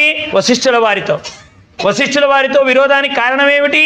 ఒక హోమధేనువు ఆ ఇంట్లో ఉండడం, శబల అనేటువంటి హోమధేను ఉండడం, ఆ శబల ఆహారాన్ని ఇవ్వడం, విశ్వామిత్రుడు ఆ హోమధేనువుని అడగడం, దాన్ని నేను ఇవ్వను అని వశిష్ఠుల వారు చెప్పడం, బలవంతాన్ని తీసుకురమ్మని విశ్వామిత్రుడు సైన్యాన్ని పంపడం, ఆ హోమధేనువులో నుంచి కొన్ని సైన్యం పుట్టడం, ఆ సైన్యం తుత్తునీయలుగా విశ్వామిత్రుడు సైన్యాన్నంతా చంపేయడం, అప్పుడు ఈయన తపస్సుకు వెళ్ళడం, ఈశ్వరుణ్ణి ఆరాధించాడు. ఇప్పుడు ఒక విషయం మీరు గుర్తుపెట్టుకోండి, ఈశ్వర ఆరాధన వేరు, ఏ బుద్ధితో నువ్వు ఆరాధన చేస్తున్నావో అది వేరు. లోకంలో మానవుడు పూజ చేస్తాడండి, పూజ ఏ పూజ అయ్యి ఉంటుంది? ఇది బాగా మనం ఆలోచించాలి. ఏమండి, మనకి మహాత్ములు చెప్తూ ఉంటారు, ఇద్దరు వ్యక్తులు తపస్సు చేస్తూ ఉంటే ఈశ్వరుడు ప్రత్యక్షమయ్యాడట. ప్రత్యక్షమైతే ఒకటి దగ్గరికి పెడితే ఏం కావాలో కోరుకో నాయన అంటే, నా పక్కవాడు కూడా తపస్సు చేస్తున్నాడండి, వాడు ఏది అడుగుతాడో అది నాకు డబల్ ఇవ్వమన్నాడట. వీడు అతడి దగ్గరికి పోయాడట ఈశ్వరుడు, నాయన నువ్వు తపస్సు చేస్తున్నావు, నీ కోరిక తీరుస్తాను, ఏం కావాలో కోరుకోమంటే వాడన్నాడట, స్వామి నాకంటే ముందుగా అక్కడికి పోయొచ్చారా అన్నాడట. వీడు బాగా తెలివైనవాడు. అవును ఆయన వెళ్ళొచ్చాను, ముందు అతడి దగ్గరికి వెళ్ళొచ్చాను అన్నాడట. ఆయన ఏమడిగాడు అన్నాడట, వాడు నువ్వు ఏది కోరుకుంటే దానికి డబల్ కావాలన్నాడు అన్నాడట. వెంటనే వాడు అన్నాడట, నాకు కన్ను పోయేటట్టు చేయండి స్వామి అన్నాడట వాడు. అని వీడికి 2 కళ్ళు పోవాలన్నమాట. అంటే ప్రపంచంలో భక్తి కూడా ఎలా ఉంటుందంటే, నేను నాశనం అయిపోయినా పర్వాలేదు కానీ ఎదుటివాడు బాగుపడకూడదు. ఈ లక్షణము ఈశ్వరుణ్ణి ఆరాధన చేసిన తరువాత విశ్వామిత్రుడు ఏం కోరుకున్నాడో తెలుసా అండి? అన్ని అస్త్రశస్త్రాలు నాకు కరతలామలకం కావాలి, ప్రయోగము ఉపశమన విద్యలన్నీ నాకు కావాలి అని కోరుకున్నాడు. అప్పుడు ఈశ్వరుడు ఏమన్నాడు, జాగ్రత్త నాయన, ఇలాంటి వరం ఎవరు కోరలేదు ఇంతకు ముందర, ఆయాచితంగా విద్య వచ్చింది కాబట్టి అది ప్రమాదకరం అవుతుంది, జాగ్రత్త అని హెచ్చరించి పంపించాడు ఈశ్వరుడు. కానీ వెంటనే ఈ విశ్వామిత్రుడు ఏం చేశాడు, వశిష్ఠుడి దగ్గరికి వెళ్ళి, వశిష్ఠ, ఆ రోజు నన్ను నువ్వు ఎదిరించావు కదా, ఇదిగో నేను ఇక్కడ బాణంతో సిద్ధంగా ఉన్నాను, దమ్ముంటే నా ఎదురుగా వచ్చి నిలబడని సవాలు విసిరాడు విశ్వామిత్రుడు వశిష్ఠుల వారితో. వశిష్ఠుల వారు ఏం చేశారు, యోగదండం పట్టుకుని నిలబడ్డాడు. విశ్వామిత్ర, నీ దగ్గర ఆయుధాలు ఉంటే ఉండొచ్చు గాక, బ్రహ్మాస్త్రం ఉంటే ఉండొచ్చు గాక, నా దగ్గర ఈ బలం తప్ప ఇంకే బలం లేదు, కావాలంటే నువ్వు ఎన్ని అస్త్రాలైనా వేసుకో, నీకు సమాధానం చెప్పేది బ్రహ్మదండమే అన్నాడు ఆయన. వెంటనే ఆయన వేస్తున్నాడు, ఈయన ఆకర్షిస్తున్నాడు, మొత్తం అన్ని బ్రహ్మాస్త్రంతో సహా యోగదండంలో లయమైపోయాయి. అప్పుడు విశ్వామిత్రుడు ఆలోచించాడు, దిగ్బలం క్షత్రియ బలం బ్రహ్మ తేజో బలం బలం ఏకేన బ్రహ్మదండేన సర్వస్త్రాణి నిహాతిమే. నేను ఎంత పని చేశాను, అనవసరంగా ఈ బలాన్ని నమ్ముకున్నానే, నా బలమంతా వృధా అయిపోయింది అని వాడు ఏడుస్తూ మళ్ళీ తిరిగి తపస్సుకు వెళ్ళిపోతాడనమాట రామాయణంలో. అందుకని మానవుడి యొక్క గొప్ప బలం ఏమిటంటే బ్రహ్మబలం. ఆ బ్రహ్మబలం సాధించడానికే మానవుడు ప్రయత్నం చేయాలి. కాబట్టి ఈ అటు ఇటు లేకుండా మానవుడు ప్రయత్నం చేస్తే ఇంద్రియాలు పడగొట్టేస్తాయి, పరిపక్వత లేని వాడిని మరింత బాధ పెడతాయి. విషయాలు అవగాహన లేనటువంటి వాడికి ఈ ఇంద్రియాలనేవి మరీ ఇబ్బంది పెడతాయి. కాబట్టి పెద్దలు అనుసరించేటువంటి మార్గంలో ప్రయాణం చేయి. ఈ మనస్సు ఉన్నది కదా, శుకుడితో చెప్తున్నాడు, ఈ మనస్సు అనేటువంటిది ఒకంతటది లొంగేది కాదయ్యా, ఒక్కసారితో దాని ప్రయత్నం ద్వారా నేను లొంగ తీసుకుంటానంటే అది చాలా దుష్కరం. ఎందుకంటే మీకు ఒక ఉపమానం చెప్తున్నాను వినండి. ఇప్పుడు రోజు మీ వస్త్రాలు కట్టుకుంటున్నారు కదా, పెద్దవాళ్ళు చొక్కాలు, ప్యాంట్లు, అమ్మగారులు చీరలు ఇవి కడుతున్నారు కదా. ఇప్పుడు వీటిని రోజు కట్టే వాటిని మీరు రోజు ఉతుక్కుంటారు కదండి అమ్మగారులు. ఇప్పుడు రోజు కట్టే వాటిని రోజు ఉతుక్కుంటే వాటికి మురికి తొలగించడం చాలా తేలికే, అవునా కాదా? మురికి తొలగడం చాలా తేలిక. ఇప్పుడు ఇదే వస్త్ర రూపంలో ఓ మసిగుడ్డ ఉంటుందండి. ఎక్కడ? వంటగదిలో పాత్రలు ఎత్తడానికి దించడానికి మీరు మసిగుడ్డకు వాడతారు. ఆ మసిగుడ్డని ఓ రోజున ఉతకాల్సి వచ్చింది అనుకోండి, దానికి ఎంత శ్రమ పడాలి? ఈ వస్త్రానికి ఎంత శ్రమ పడుతున్నావు, ఆ మసిగుడ్డని ఉతకడానికి ఎంత శ్రమ పడుతున్నావు అంటే అది బాగా పాత్రలు ఎత్తి దించి మురికంతా దానికి పట్టడం చేత ఎంత నీటిని మనం ఉపయోగించినా దాని మురికి వదలడం ఎంత కష్టమో, అలాగే ఈ మనస్సు కూడా 84 లక్షల జీవరాశుల్లో ప్రతి దానిలో పొర్లి పొర్లి పొర్లి ప్రతి దానికి మురికి అంటించుకొని వచ్చింది కనుక ఇది ఒక పట్టాన వదలదు అన్నాడండి జనక మహారాజు. చాలా కష్టం సుమా. ఇది ఒక్క పూజతోనో, ఒక వ్రతంతోనో, ఒక హోమంతోనో, లేకపోతే కొన్ని పూలేస్తేనో తొలగిపోయేది కాదయ్యా. ఇది దేంతో వదులుతుంది? మహాత్ముల యొక్క బోధ చేత, శ్రవణం చేత, సత్సంగం చేత, జ్ఞానము చేత మాత్రమే ఈ మురికి వదలగలుగుతుంది. కాబట్టి నువ్వు ఎదుటి వారిని జయించడానికి నేనేదో పెద్ద గొప్పవాడిని ప్రయత్నం చేస్తే అవి అంతకంతకు చెలరేగిపోతాయి ఇంద్రియాలు.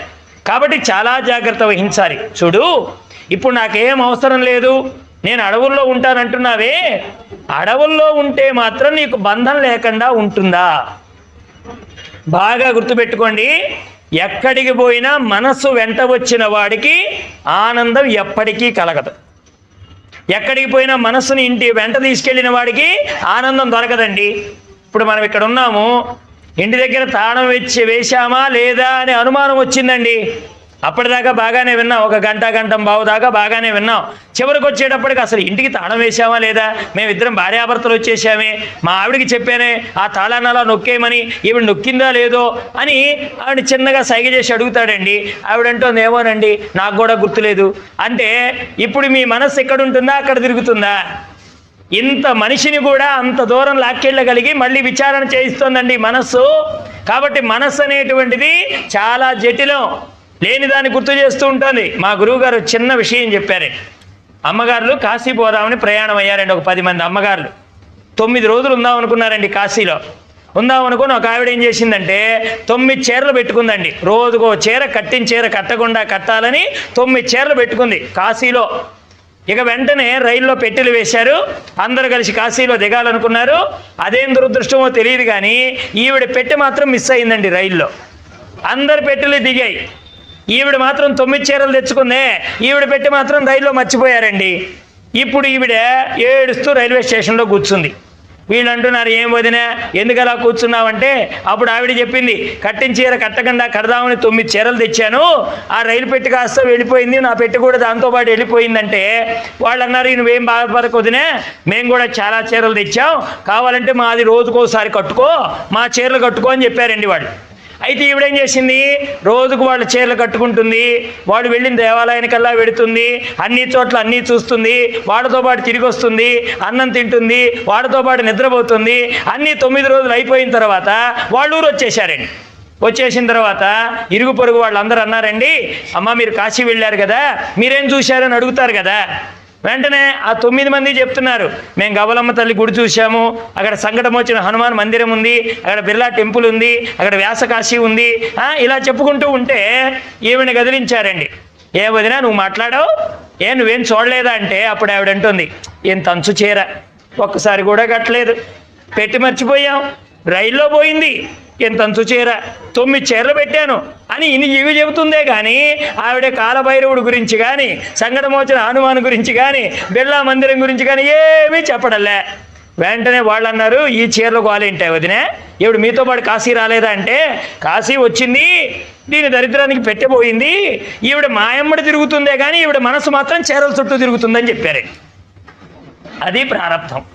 ఇప్పుడు ఈవిడ కాశీ పోలేదా, పోయింది, జనం దృష్టిలో పోయింది, కానీ భగవంతుడి దృష్టిలో ఈవిడ మనసంతా చీరల చుట్టే తిరుగుతుంది. కాబట్టి భగవంతుడు ఏం చేశాడు, ఈవిడ చీరలు జపం చేసిన పుణ్యం ఆవిడికి రాశాడు అంతే. కాబట్టి ఎక్కడికి వెళ్ళినా మనస్సుని తీసుకెళ్ళకూడదండి, గుర్తుపెట్టుకోండి. తిరుపతి పోయినా, కాశీ పోయినా, ఎందుకంటే ఈ మనస్సు పాపిష్టిది, ఒక్కదానికి తావిచ్చామంటే అంత పెద్ద సంసారాన్ని తెచ్చి మనం ఉండే చోట పెడుతుంది.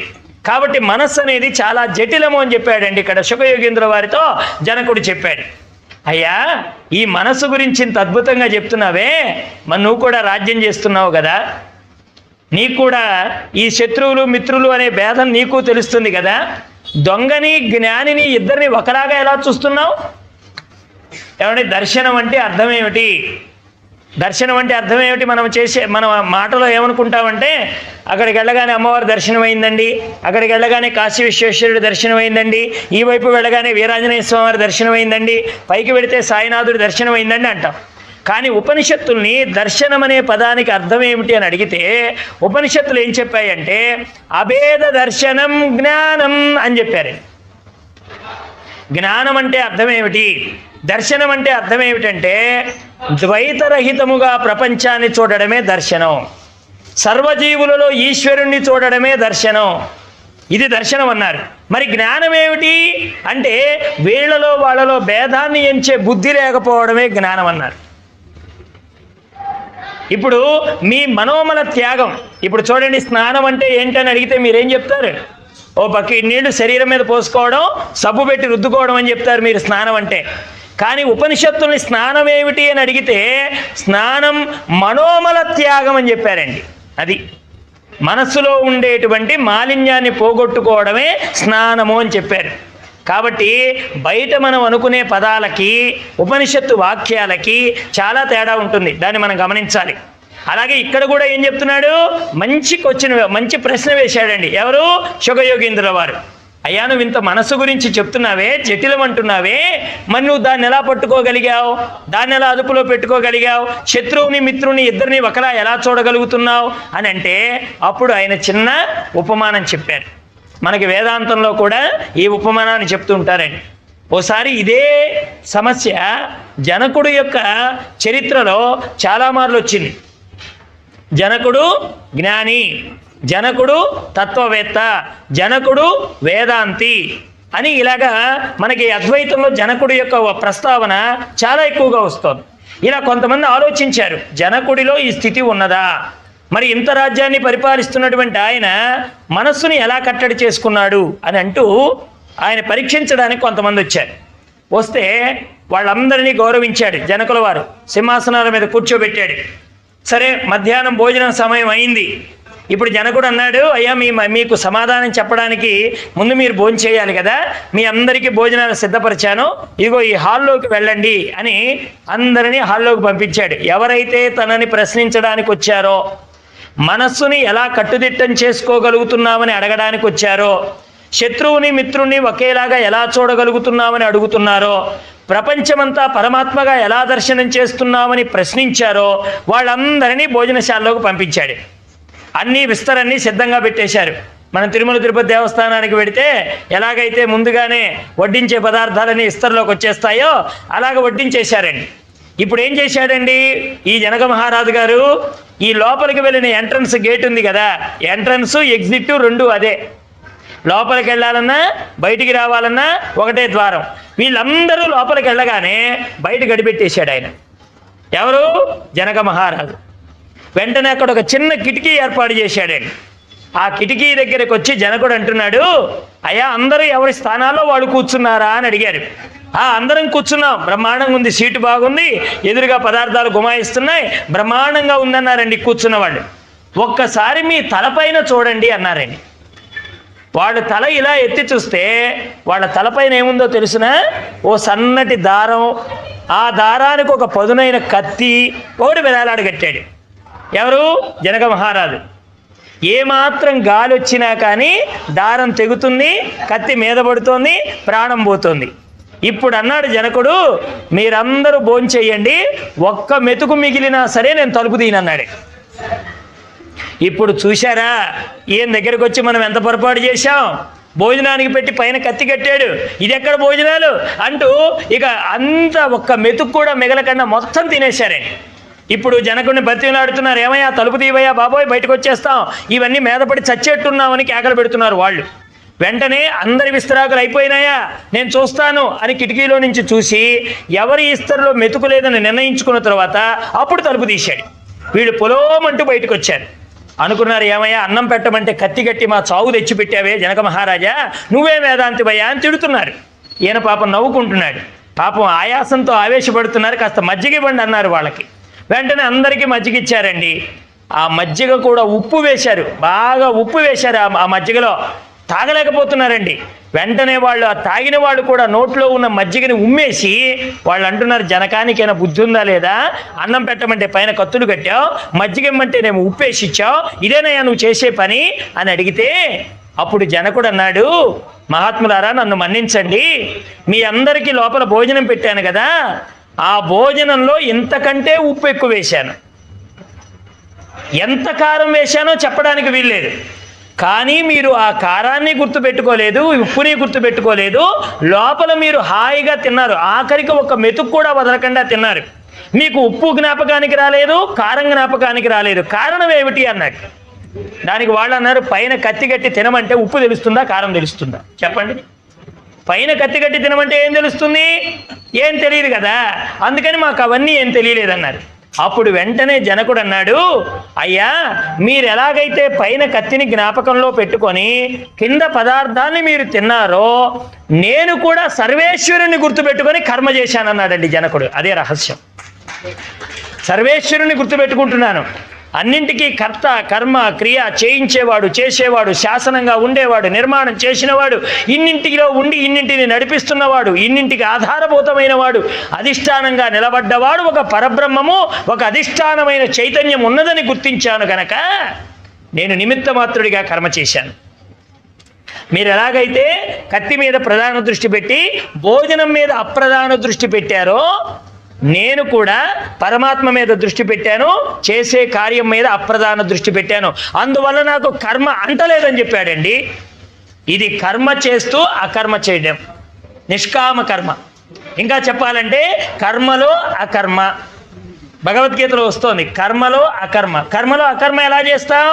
చేస్తూ చెయ్యనివాడు, చూస్తూ చూడనివాడు, వింటూ విననివాడు, నడుస్తూ నడవనివాడు, ఇవన్నీ చేసేవాడెవడో అతడండి యోగి. అన్నిట్లో ఉంటాడండి, కానీ ఏది దాన్ని పట్టుకోడు. ఎలా చూస్తాడు? శబ్దాన్ని చెవిటివాడిలాగా వింటాడండి, రూపాన్ని గుడ్డివాడిలాగా చూస్తాడండి. ఇది యోగికుండే లక్షణం. శరీరాన్ని ఎలా చూస్తాడు? కట్టె మాదిరి చూస్తాడు. కట్టెకి ఎలాగైతే స్వతంత్రం లేదో, ఓ కట్టెని ఇలా నిలబెట్టామండి, మనం పట్టుకున్నంతసేపు స్థిరంగా ఉంటుంది. దాన్ని వదిలేసామనుకోండి, అది ఆ వైపున పడుతుందా, ఈ వైపున పడుతుందా, ఈ వైపున పడుతుందా అనేటువంటిది స్వతంత్రత కట్టెకి లేదు. అది ఏ వైపు పడినా ఈశ్వరేచ్ఛ.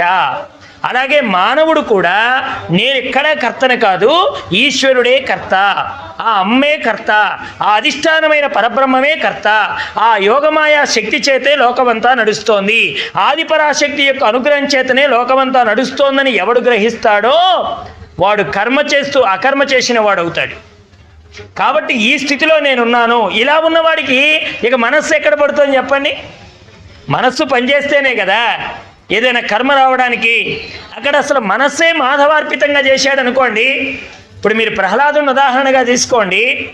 ప్రహ్లాదుని వాళ్ళ నాన్నగారు పాము చేత కరిపించాడు, పులుల చేత తినిపించాలని చూశాడు, సింహాన్ని పంపించాడు, ఏనుగుని పంపించాడు. ఇప్పుడు హిరణ్యకశ్యపుడికి ఏం కనపడుతోంది? ప్రకృతిలో జంతువుల యొక్క రూపాలు కనపడుతున్నాయి. అంటే ఇది పాము, ఇది పులి, ఇది సింహం. ఎందుకని? హిరణ్యకశ్యపుడిది ప్రకృతి దృష్టి కాబట్టి.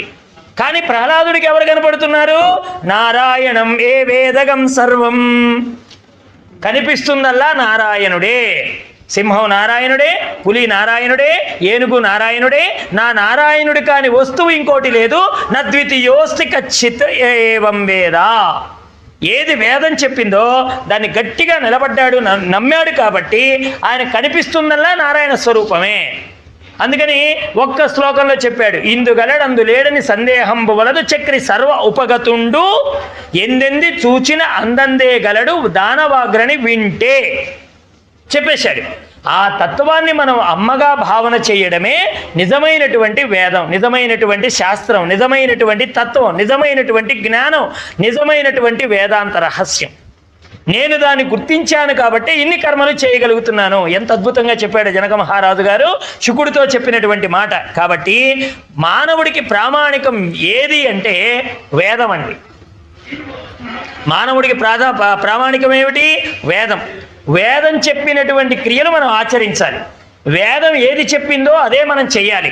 కాబట్టి వేద విహిత కర్మాచరణము, వేదం ఏది చెప్పలేదో అటువంటి కార్యాలు చేయకుండా ఉండడము, ఈ రెండే మానవుడు ముక్తికి మార్గాలు అవుతాయి శుకయోగీంద్ర. కాబట్టి మీ నాన్నగారు వేద సమ్మతమైనటువంటి మార్గంలో నిన్ను ప్రయాణం చేయమంటున్నాడు. ఎక్కడా కూడా గృహస్థాశ్రమంలో ఈ ధర్మాలేవి అడ్డు కాదు. ఏది మోక్షాన్ని పొందడానికి ఏది అడ్డము అంటే విషయాసక్తమైన మనస్సే అడ్డం. విశ్వనాథుడికి సమర్పించినటువంటి మనస్సు ఏదైతే ఉన్నదో అదే ముక్తికి కరతలామలకమవుతుంది. కాబట్టి ఆ ఆదిపరాశక్తి, ఆ యోగమాయ, ఆ పరాత్పర, ఆ జగదంబిక, ఆ తల్లి ఎవరైతే ఉన్నారో ఆవిడ ఉపాసనే శ్రేష్టమైనటువంటిది. ఆమె సేవించదగినది. ఆమె అనుగ్రహం చేతనే వేదాంత రహస్యాలు కరతలామాలకమవుతాయి. అందుకనే ఏమీ తెలియనటువంటి వాళ్ళు సైతం అమ్మ ఆరాధన ద్వారా ముక్తి పదాన్ని చేరుకోగలిగారండి. ఆ తల్లిని పూజించడం ద్వారా, సేవించడం ద్వారా ముక్తి పదాన్ని చేరుకోగలిగారు. అలాగా వాళ్ళకు తెలియకుండానే ఐంకారము, క్లీంకారము, హ్రీంకారము, శ్రీంకారము ఇలా వేదమంత్రాల బీజాక్షరాల్ని బిందు సంయుక్తంగా వాళ్ళు పఠించకపోయినా కేవలం అక్షర స్వరూపంగా అర్చించినా కానీ ఆ అమ్మవారి యొక్క అనుగ్రహానికి పాత్రులైన వాళ్ళు బోలెడు మంది ఉన్నారు. ఇప్పుడు ఓం అనేటువంటి మంత్రం ఏమిటండి? అది సకల శబ్దాలకు ఆలవాలం ఓంకారం. సృష్టికి మూలం ఓంకారం. అకార ఉకార మకారాల యొక్క కలయిక ఓంకారం.